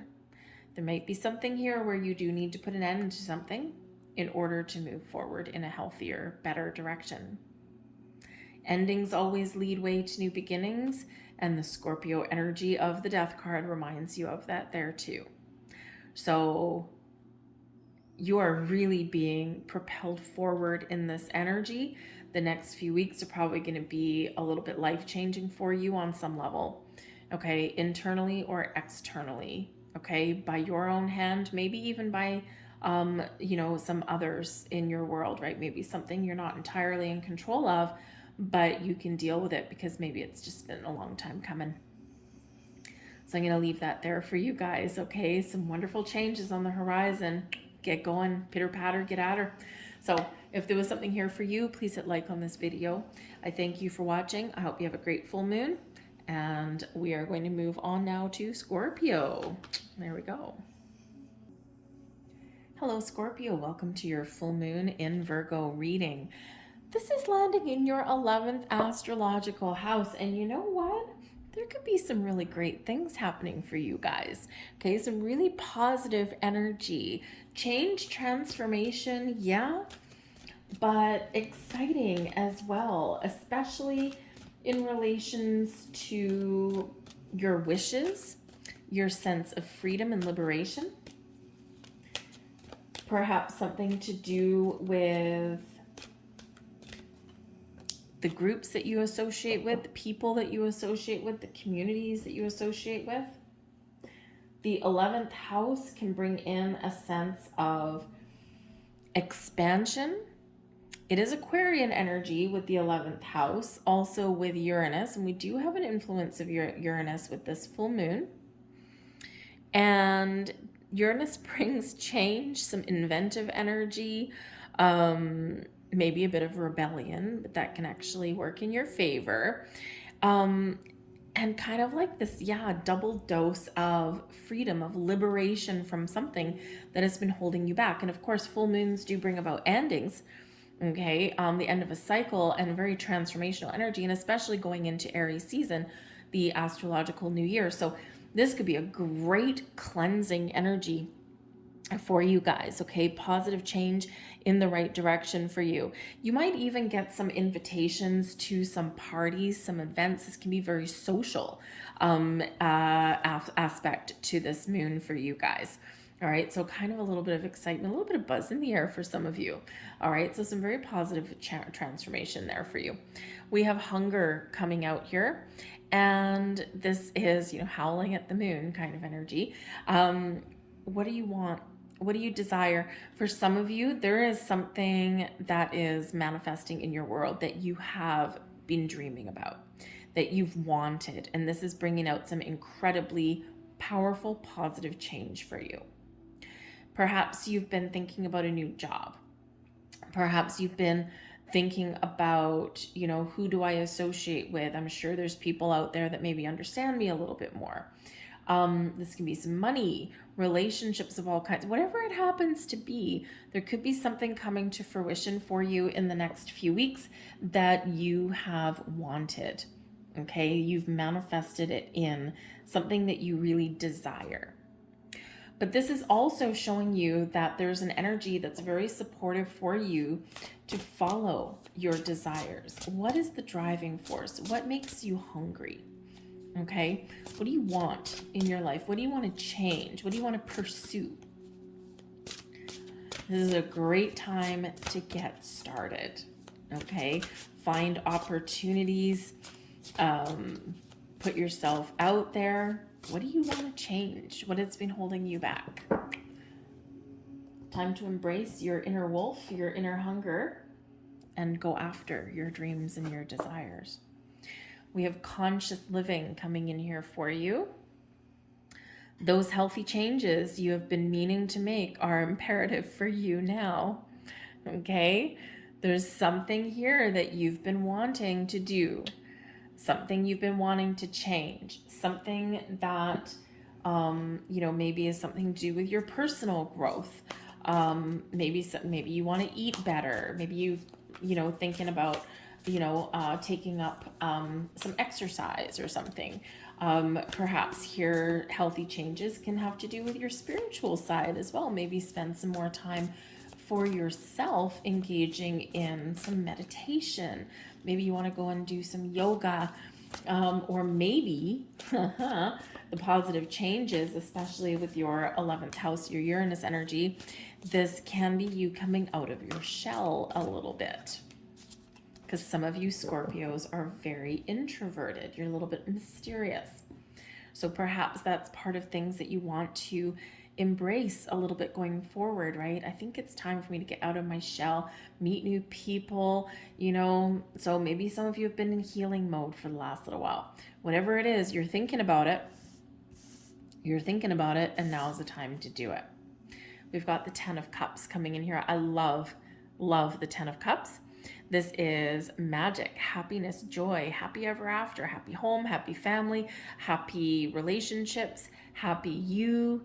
Okay, this brings in the big time, the big show. We've got this beautiful rainbow coming in here that shows magic and unlimited potential for you to follow your happiness, to follow your bliss, to have something manifest in your world that you really want, that you really desire, or to make positive changes that put you on the path to happiness and success. What does that 10 of Cups mean for you? A little bit of magic in that card. What does that look like to you? Because this is your time to really follow your bliss. We've got the Malika of Staffs. Now, this is the Queen of Wands energy, believing in yourself, being confident, making bold steps, being honest and truthful with yourself, finding new sources of inspiration, but trusting yourself that you're making the right decision. The Queen of Wands energy is very independent, very bold, very exciting as well. So this can be a time for you to meet new people. Quite often the Queen of Wands comes in as like a best friend kind of energy, someone who'd be open and honest with you, but someone who maybe you can create a life with, or you can connect with on a fun, inspirational kind of level. This may be someone that you can partner up with in business or just social engagements, okay? But this can also be you just being confident and letting your beautiful light shine, all right? And we also have beautiful, there we go. We've got Wally coming here. This is card 7. This is the Chariot card, Cancerian energy, following your goals, following your bliss, following your dreams. This is all about your ambition, your desire. And when we get the Chariot card, this shows that the stars are aligning for you. And if there's been something holding you back, this is the time where you are being inspired and called upon to take action. Just like the hunger energy there. What are you hungry for? Because the Chariot card has to do with your ambition, your willpower, your drive, right? Your confidence to move forward, to make tracks. Everything coming into alignment for you. Life may throw you a curveball, but when you're looking forward, you figure out how to get over those hurdles that life throws at you. So this is exciting energy gathering momentum for you. So whatever it is that you want, whatever your goals and dreams are for you, you have the power to change, okay? No matter how big, no matter how small. I'll leave that there for you, Scorpio, okay? I hope there was something here for you. If so, please hit like on your reading. But we are going to move on now to Sagittarius, so have a great full moon. Hello there, Sagittarius. Welcome to your full moon in Virgo reading. So this is occurring in your 10th astrological house. So this can actually be really exciting for you. Okay. This has to do with fame, honors, awards, accolades. Someone could be really recognizing you for a job well done. This can be time to reap some of those rewards. This has to do with your public image, right? How people see you, how you put yourself out there, right? What are you recognized for? This has to do with your achievements. So you could be wrapping up a project or something right now. This can also be a time when you're evaluating your career path, your work. Maybe someone's evaluating you on some level. This can be a great time for you to boss up. Enter into a higher level of position of authority in your workplace, more responsibility, but also more money. Maybe something that you've been working towards, something you've been dreaming about. You might have that opportunity now. Because this can have to do with your career status as well, you might be making some changes. You might be evaluating your situation, and if you are not getting recognized for what you bring to the table, if you are not getting your just rewards, then you might be looking to make some very powerful changes in your life. let something go to start something new. It's like, well, if you don't value what I bring to the table, I'll find someone who will. So this can be a great time for you to, either reap the rewards of something you've been working on, revamp your resume in some way. There could actually be something that comes about in your honor. Okay, and even if it's just some public recognition or something like that, it still can be really exciting, be very empowering. All right, but I think here that there is a little bit of blessings, shall we say, that are headed your way. Okay, the 10th house is actually ruled by Saturn. Saturn, of course, has been in Aquarius since March of 2020. We all know what big life lessons that we've learned in the last few years, and this can be the culmination of that. And the things that you've done or the things that you've powered through, and again, now is just your time to reap the rewards, right? To harvest what you have sown in some way. We have resilience coming in here for you. Man, that looks like a heavy load, hey? All right. This has to do with a completion. It is 21. It relates back to the World card. So this could be a time for you where you're thinking of, where do I put up some boundaries? Or how much responsibility am I carrying, right? I'm carrying a heavy load here, okay? And so, so maybe you're thinking that, I'm carrying all of this responsibility.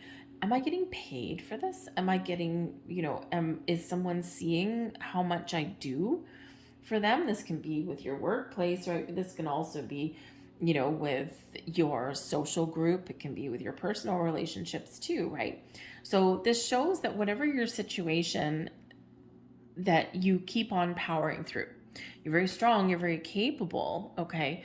But at the same time, you're done.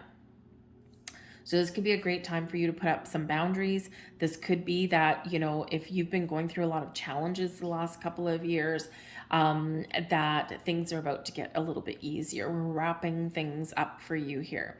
And there's something here about you that you continue to power through. You don't let life beat you down. Okay, when life hands you lemons, you make lemonade, okay, or a lemon meringue pie. All right, and you are not going to let anything keep you down or hold you back in any way. But there is something here that you do need to let go of, okay? Because it's backbreaking, it's a burden for you. So what is that? Release expectations, maybe. Release people from your life or a job, right? Responsibilities and burdens are fine, if you're recognized or if you're getting paid for them. So it might be some changes there for you as well. But we certainly are ending something here, culmination of a cycle. But I think also, I really do think that for some of you is that you've been working very hard and diligently on something. You've been holding a lot of responsibility. You've kept on moving forward. You've battled the storms through thick and thin. And I think that you are going to be recognized for that in some way, and some significant way. We also have empathic overload coming in here for you. It is time for you to truly honor your highly sensitive nature. Okay, and Sag, with this resilience energy, this heavy burden, you could possibly, take on things from other people because you feel bad, right? You feel bad for them, or you just want to help, right? That kind of thing. That might be the person that you are. Okay. And unfortunately, whether we are carrying someone's responsibilities or someone's energetic load, it weighs us down and it's difficult. Okay.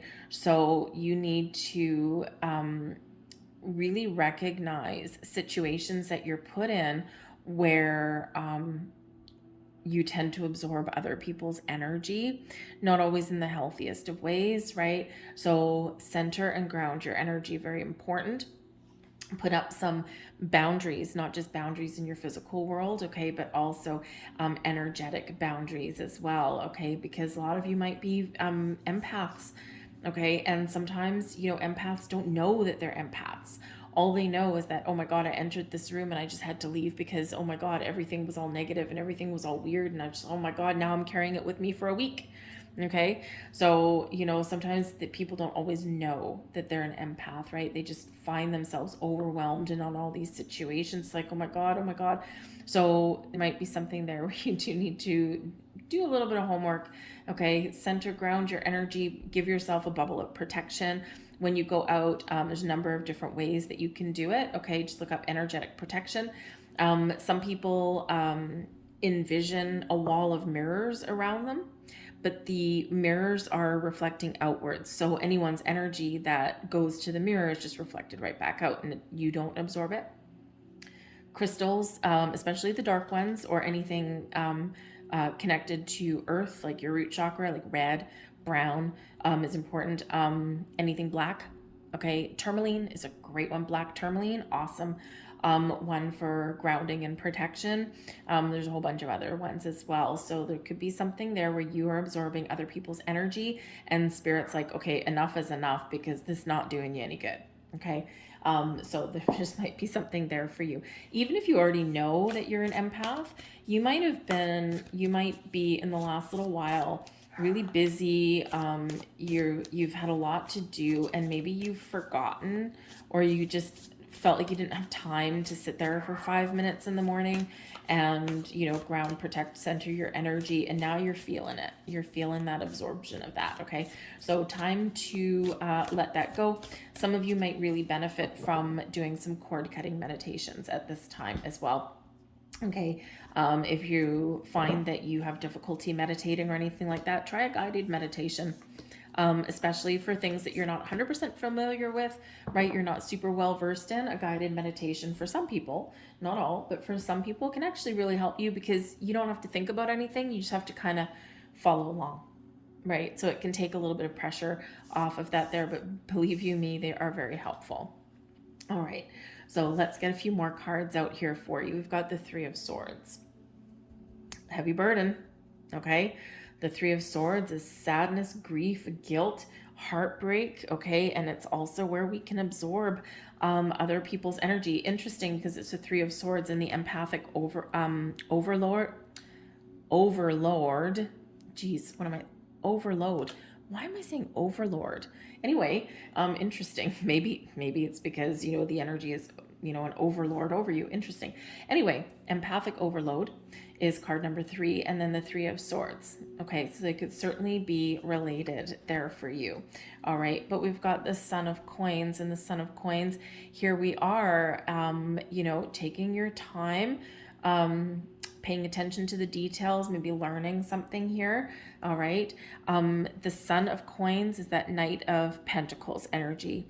So you might have an offer, an opportunity. You might get some wisdom coming in here. You might get some information that helps you to release some difficult situations. There might be new opportunities on the horizon for you. Okay. The Knight of Coins, you could actually be getting something, recognition for something that you have fixed, that you have put back together, or something that you have accomplished here, right? And it's been a struggle, it's been difficult with that Three of Swords, but you have powered through because you've been diligent, you've taken things one day at a time, and you're very successful in what you've been doing and what you've been working on, right? This is a very slow energy, very detailed energy, very positive energy, right? But so you could just have something here that is materializing for you that you've worked very, very hard for. Okay. But again, as far as your empathic overload, there we go. Said it right that time. You could actually have some information that you seek and find that can help you to alleviate that burden.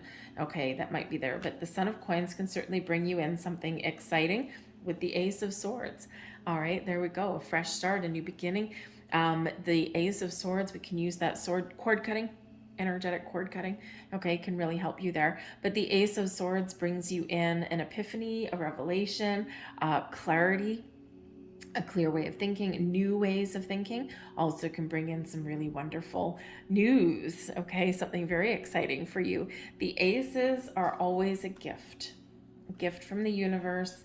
And the Ace of Swords, yeah, some great news, some great messages, or a different way of looking at things, but we can use that sword you know, for a lot of help and benefit, right? Cutting out old things, letting things go, seeing things new, but also communication, right, is coming in there with that Ace of Swords as well. So it's like an ace in the hole here, okay? And I think here that, yes, there's some new knowledge, there's acquired wisdom here for you, an ability to cut things out, to let things go, all right? But also, yes, I do think that there is some wonderful news for you. But the Ace of Swords can be you being willing to communicate to people in a new way, in a powerful way, to get your point across, to be honest and truthful about things in your world. And that can certainly help you to set up some very positive and powerful boundaries that you may need to set up, right? Especially if you're taking on all this extra responsibility and workload.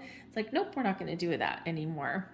Okay, but whatever it is, I think there's something exciting for you, the ability to see things clearly, to find information that you need, and also, like I said, maybe some really good, wonderful news coming in there for you guys. All right, so I'm going to leave that there for you. I hope there was something here for you. I thank you for watching. I hope you have a great full moon.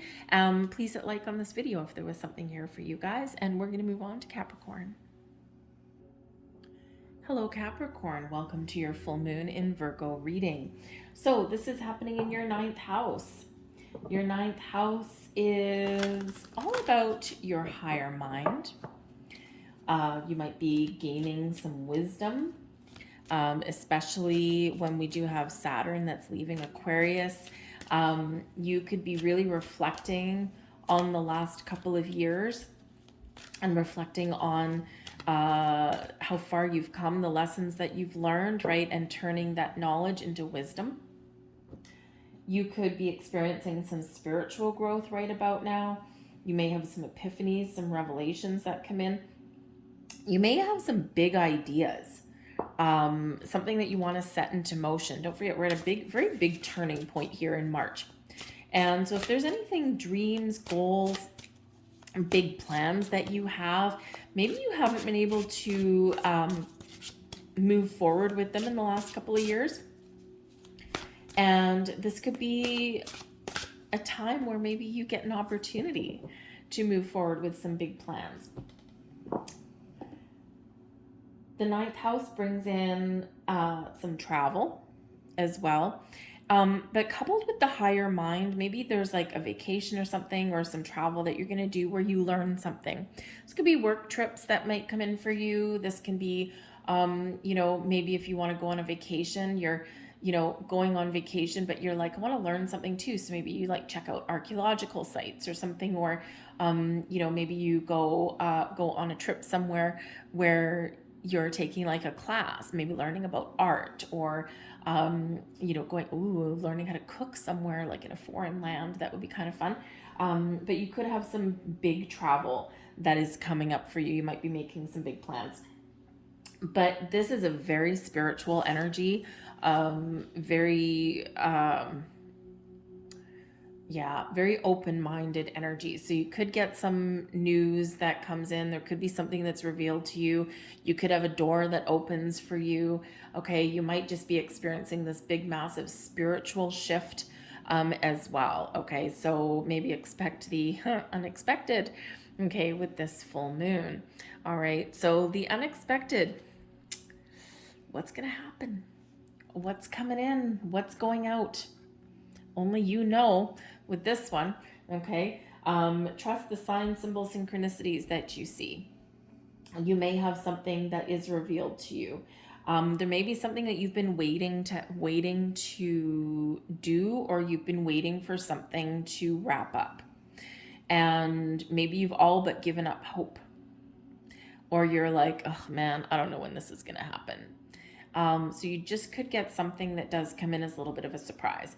But this can come in the form of some clarity. It can come in the form of, you know, a big epiphany moment kind of thing. You could just see something in your regular, mundane, day-to-day life, and all of a sudden, bam, something hits you. All right. But there might be even some doors opening for you. So whatever it is, expect the unexpected over the next few weeks. Align with your wholeness. You are not your illness, symptoms, or habits. You, the person, are always whole and perfect. we get quite wrapped up in our human selves, and we quite often equate ourselves with our identity with things that we've done or things that we do, right?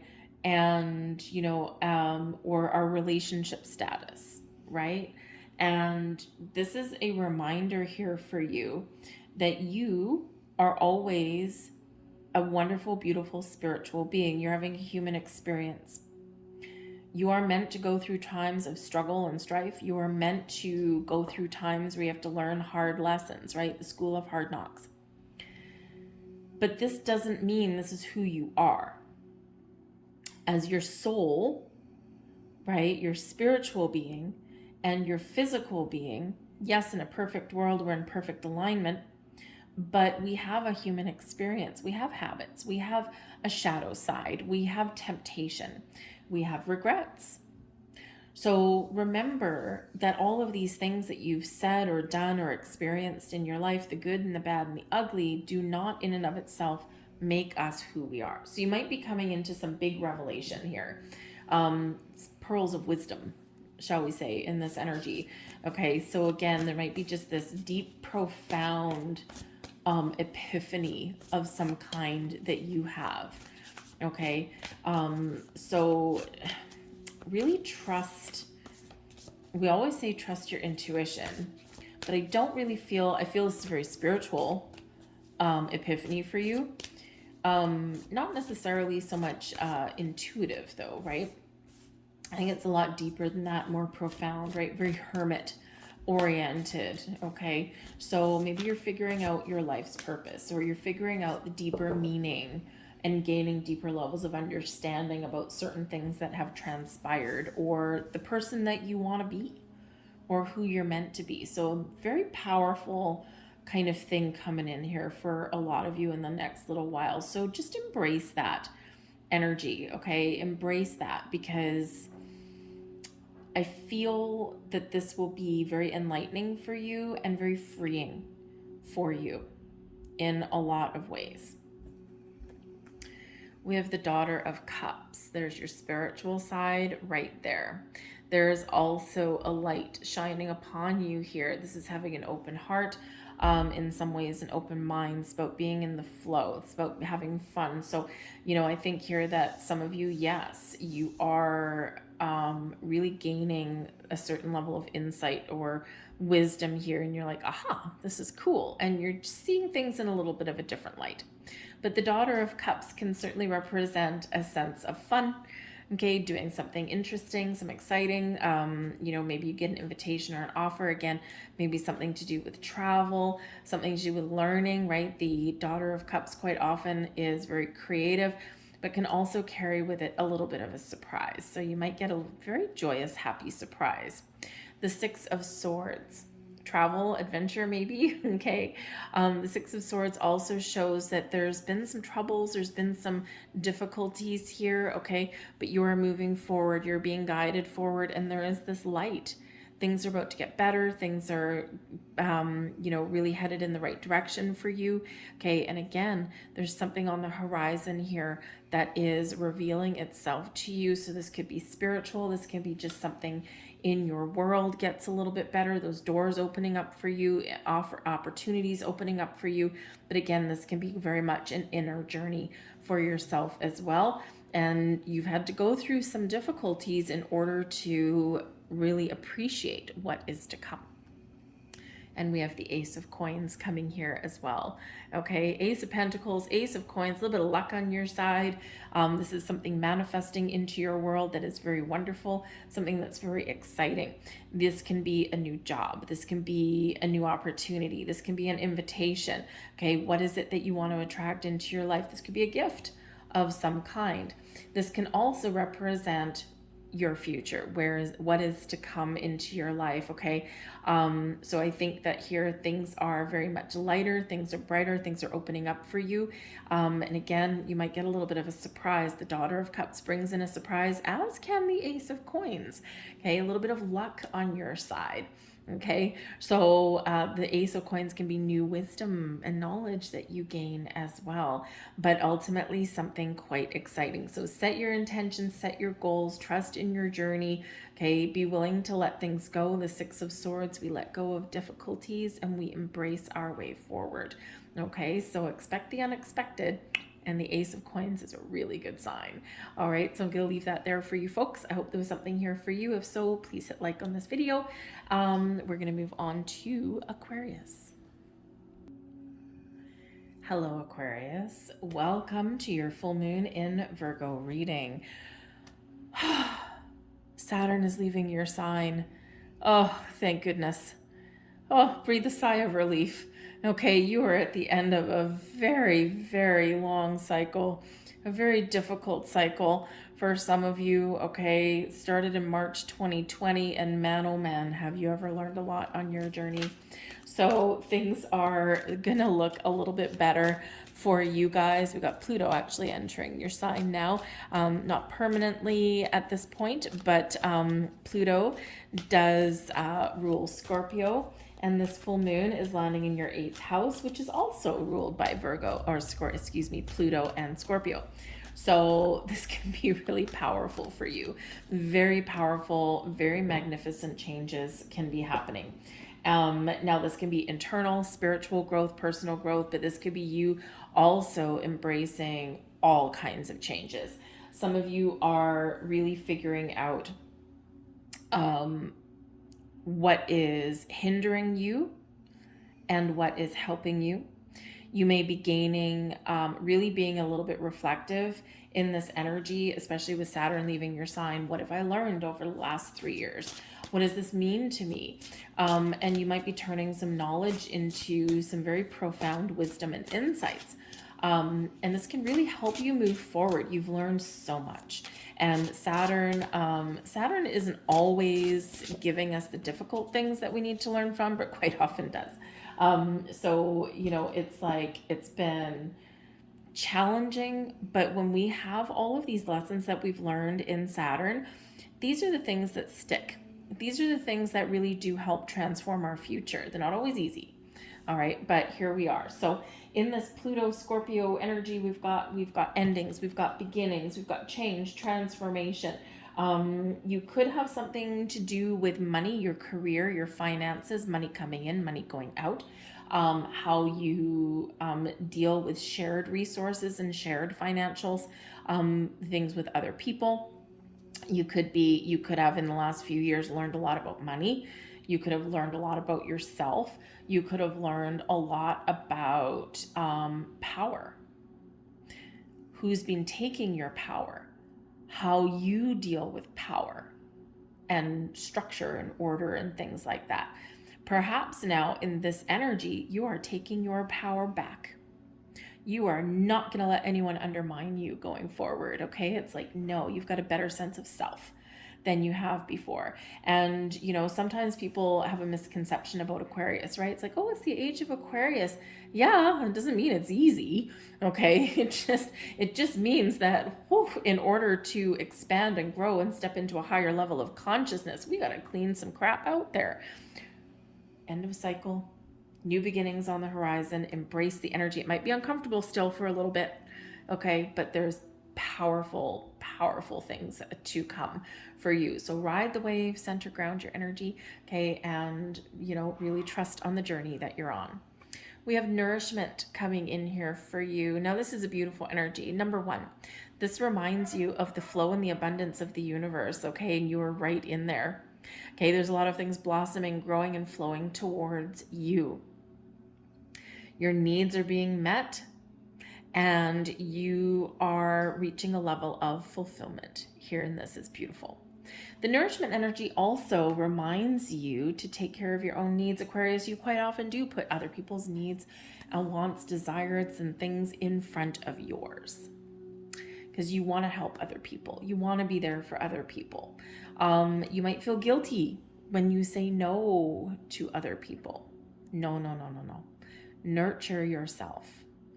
If your cup is empty, you have nothing left to give to other people. So again, here in this energy, yes, you're being very empowered to take care of yourself, to nurture your goals and your dreams. But with this energy as well, you're really understanding who is taking your energy away, siphoning your power and your strength, and who is fulfilling you, or what situations might be around you that are in that. So you might need to make some decisions. Now, this is card number 7. It relates back to the Chariot card, your drive, your determination, your willpower, also your destiny. Okay, moving you forward. You're exactly where you're meant to be. It might not always feel like it, but you are. Okay, and follow your dreams, follow your goals, because whatever actions you take will get you one step closer to achieving them. We have home sweet home coming in here for you. Your home and family matters require your attention and tender loving care. All right. And, so some of you, this could be your family budget. This could be, that you do need to help out some family, or there's something going on there within your family unit. All right. And, maybe you do need to help somebody. All right. But make sure you put up some boundaries there, though, as well. Right. You can only give so much before you've got to take that step back. Okay. So you might be in the home sweet home energy. You might be figuring out how to put a healthier balance in place in somewhere, okay, whether it's a person or whether it's like work home life balance, that kind of thing. But you might also really be at this time, Aquarius, really focused on your home, on your sense of stability and security, of how to make a better home for yourself, of how to feel a little bit freer. Especially if you don't love where you live right now, or you don't like the neighborhood, or you don't like your neighbors. I just escaped from mine. That's why I'm at a slightly different table here right now. I'm in the process of moving. So it's been a long time coming. It's been very difficult and very challenging, but I've just kept powering through, right? But I've had to make some very important choices for myself, because I just couldn't stay. There's sometimes you can sometimes control where you live. Can't control your neighbors. So anyway, so I got away from a very thick individual, and it's been a long time coming. So maybe you find yourself in that same kind of situation. It might be challenging. It might require some, big changes on your part, but it will be ultimately very rewarding and very freeing for you. So you might just be taking back your personal power in some way. Okay, so focus on your home, focus on your family. All right, now with that being card 18, that does relate back to the moon card. So there could be something that's revealed to you in this moon cycle. There could actually be something, again, that is growing and transforming. It could be in a very powerful and positive way. Okay, but there could be a little bit of a surprise headed your way. All right, and considering we do have a little bit of chaotic energy that can come in here with this full moon, or in March in general, this could be something really positive that's a surprise and that's unexpected, or it could be something a little bit challenging. Okay, bottom of the deck, we've got the Death card. Okay, Mount in this deck, and this, you've got a big Pluto Scorpio influence on your reading. Scorpio energy right there. Birth, death, transformation, maybe a little bit of mystery. Oh, this 8th house can have to do with inheritance as well. So hopefully that's a living inheritance and not a more challenging one.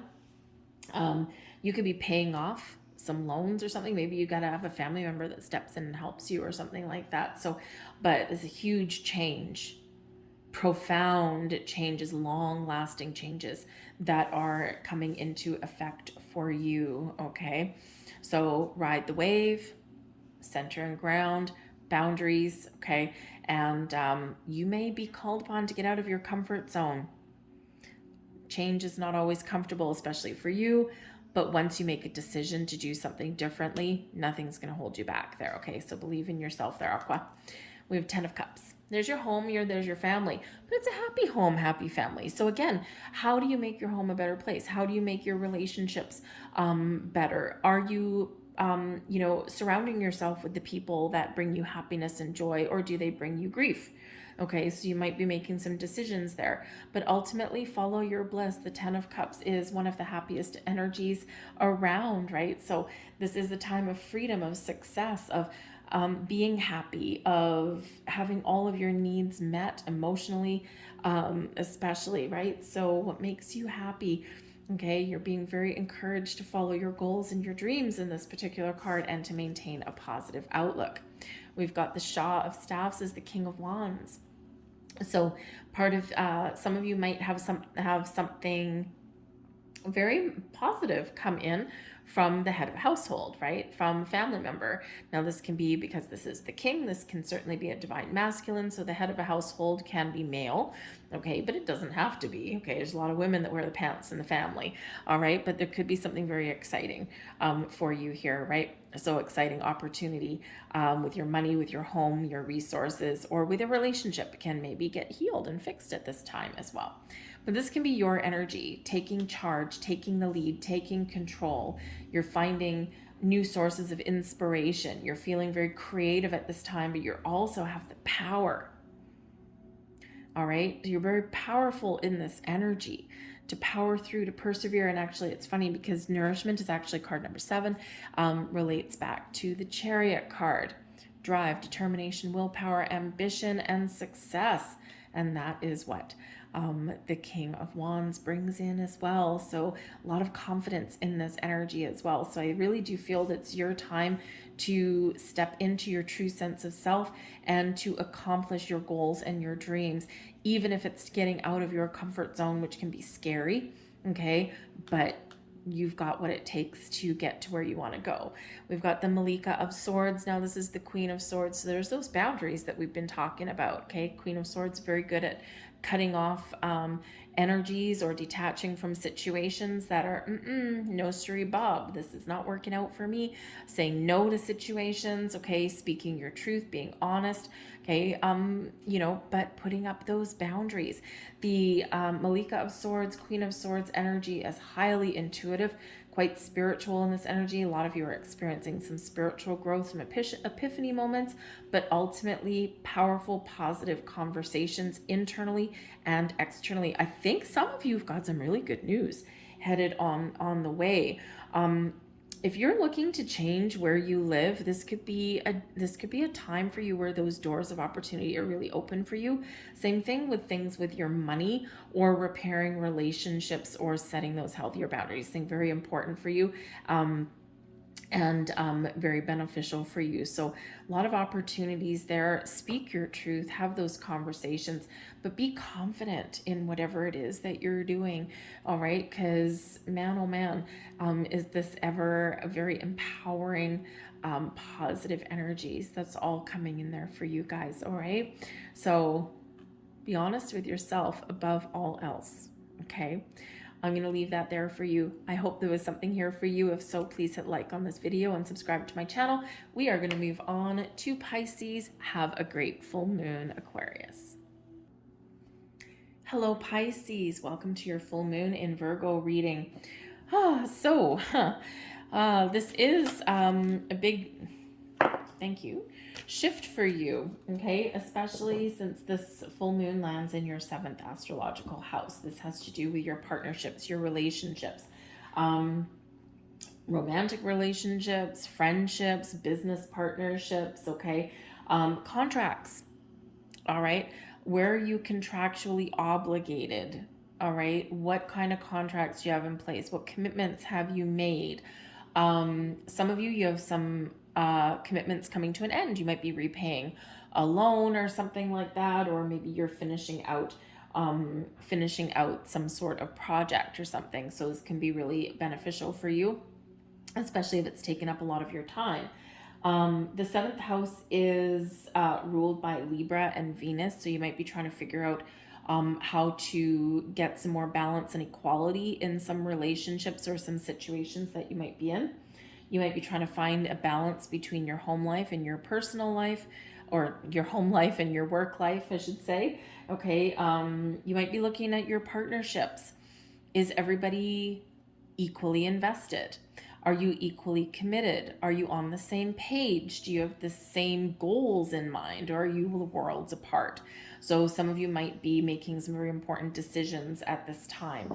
This full moon does set you up for the new moon in Aries, and in the next couple of weeks, This energy of endings or completions or making decisions will really carry through for the next couple weeks or so. So this can be a time for you where you're doing a lot of contemplation, you're doing a lot of introspection about things.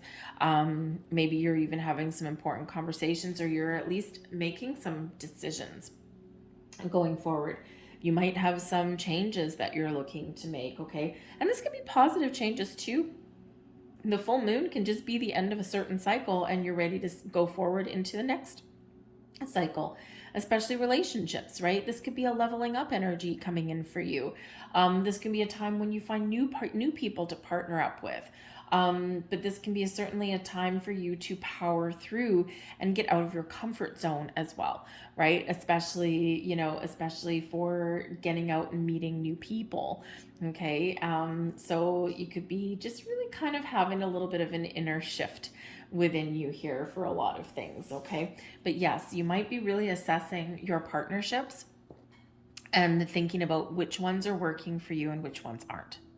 All right, because there's quite a few people right now who they're like, you know what, I only have enough time, I only have this much time in a day, and I'm done with certain things. I'm not going to play games, not going to do this. And if something doesn't have an equal benefit, then why am I keeping this in my life, right? So for some of you, there might be some breakups and shakeups on your horizon here, but it's probably not a surprise. It's probably things that have been brewing under the surface for a while, and now is just like I'm done. And the energy that we have coming in here is there's no ifs, ands, or buts. There's no maybes. There's no gray areas. It's black or white. It's yes or no kind of thing. Okay. So, be prepared for that if that is you. But we've got the void coming here for you. And the void is actually kind of good because this is where we cleanse. This is where we get rid of things. All right. This is where we we find ourselves in this energy where I'm ready for fulfillment, okay? I'm ready for something better. I'm letting go of things that I don't want in my life anymore. I'm willing to release things. I'm willing to change some things in my life because I know there's something better on the horizon. The void can be a little bit of a darker energy. I like to think of it as a blank slate. What are you wanting to write on that blank chalkboard? What do you want to fill your cup with? What do you want to embrace in your life? Where do you see things going? So a lot of you with the void energy have done a lot of cleansing. You've done a lot of letting go, or you've done a lot of decision making. And this is like, I'm looking for a fresh start. I'm looking for something better. I'm looking for some peace and calm energy. For some of you, you may really be needing to go to the dark place within to make some decisions in this full moon. But the great thing is the next card after that, the next energy after that is the new moon. So the next couple of weeks can be very much a soul searching kind of couple of weeks for you, right? Where you're doing that deep dive within you because you have to, right? It's just this cleanse and purge. We have share your gifts coming out here as well. Get ready to see movement when you choose to share your gifts. All right, time to let your light shine, time to get yourself out in the open, time to state your case, okay? Time to expand your horizons, all right? So wonderful energy here for you, a little bit of a shift coming in there for you. So let's see what else we've got. The 7 of Coins. 7 of Coins, you might really be contemplating something there. The Shah of Coins, yep. So there could be something to do with your money, with your partnerships, okay, or your career path here as well. And we have the Son of Staffs, and that's the Knight of Wands energy there for you. Okay, we've got the 3 of Swords at the bottom of the deck. Now the 3 of Swords, at the bottom of the deck, it's like an underlying influence. Might be a surprise, okay, or it's just kind of something that's like beneath the surface, right? The dark place that we already talked about. So when we get that particular energy, there might be something here that you need to process, something that you know you need to do something differently, or you know you need to get something out in the open, or you know you need to process something, but oh man, is it ever a little bit difficult. You could be in a relationship that's maybe just not fulfilling for you on some level. This can be you just kind of going into that dark place to do that soul searching, to find the answers that you're looking for, to figure out what changes do I need to make? Am I on the right track? What do I need to do differently? You might be gaining some insights in that energy.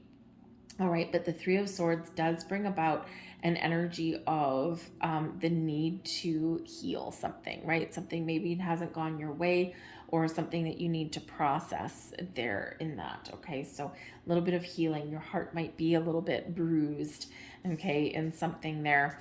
All right, we do have the Seven of Coins. Now, this can be a time of harvest for you, especially paired up with the Shah of Coins, which is the King of Coins, and also the Son of Staffs, which is the Knight of Wands. So this can be a time of harvest for you, to reap the rewards, okay, to really get some sort of benefit out of something that you've worked really hard for. But the Seven of Coins can also be one of contemplation. This is one of patience. You've been waiting patiently for something, okay, and now there might be some really exciting news or some opportunities opening up for you, okay? But the Seven of Coins can also represent that I have some goals in mind. I want the big time. I want the big show. How do I get there? How do I get a higher level of commitment from my partner? How do I get more money? How do I level up my situation? How do I gain more wealth and stability and security in my life? So the Seven of Coins, you might be looking at, at your future, contemplating, do I need to change anything? Am I on the right track? Is there a different way, right? Because you can be figuring out a strategy, figuring out a plan, all right? So plan comes before action. But we do have the King of Coins here as well, the Shah of Coins.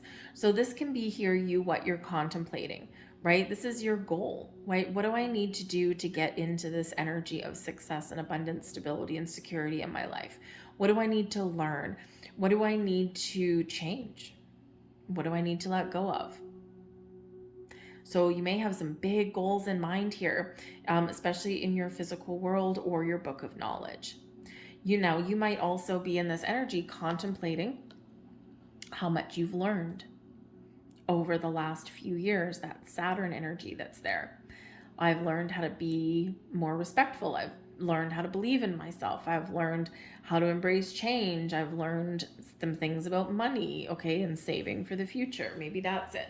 All right, so I think here that you've got some energy here about contemplating about what you've learned and how you're going to apply those life lessons to the future so that you can be successful in whatever it is that you put your mind to. The Shah of Coins can be a commitment as well. Okay, how do I get a relationship to the next level? Or how do I, put my career back on track? Or how do I get to this level of I'm the boss and I'm making a boatload of money? All right, so you might be figuring some things out there. But once we figure things out, once we contemplate the Shah of Coins, you could actually be seeking out some advice or some wisdom from somebody in that energy there as well. It's like if you don't know something, someone else might have the answer. So you might be investing in yourself, investing in your future. You may even find yourself at this time going back to school, right? How do I improve my future, right? Maybe I need to go back to school for something, just hone my skills a little bit. But again, there might be someone here that has a key to your success on some level, whether it's someone who helps you out with some money. This could be a business partnership. This can be someone who has some advice for you, especially in regards with like money or career path, that kind of thing. They're a positive influence in your life, no matter what that person may represent to you. It could be someone new, and it could also be someone that you already know. All right. But ultimately, this can be you really taking charge, taking lead, taking control, okay, and then following your goals and your dreams and your ambitions with the Son of Staffs, right? The Knight of Wands energy. Here today, gone tomorrow sometimes, okay, but this is one of I'm feeling good, I'm feeling inspired, and this is a go-getter energy of nothing's gonna keep me down, nothing's gonna hold me back. This is one where I'm passionate about something and I know that I can succeed. I know that I can accomplish.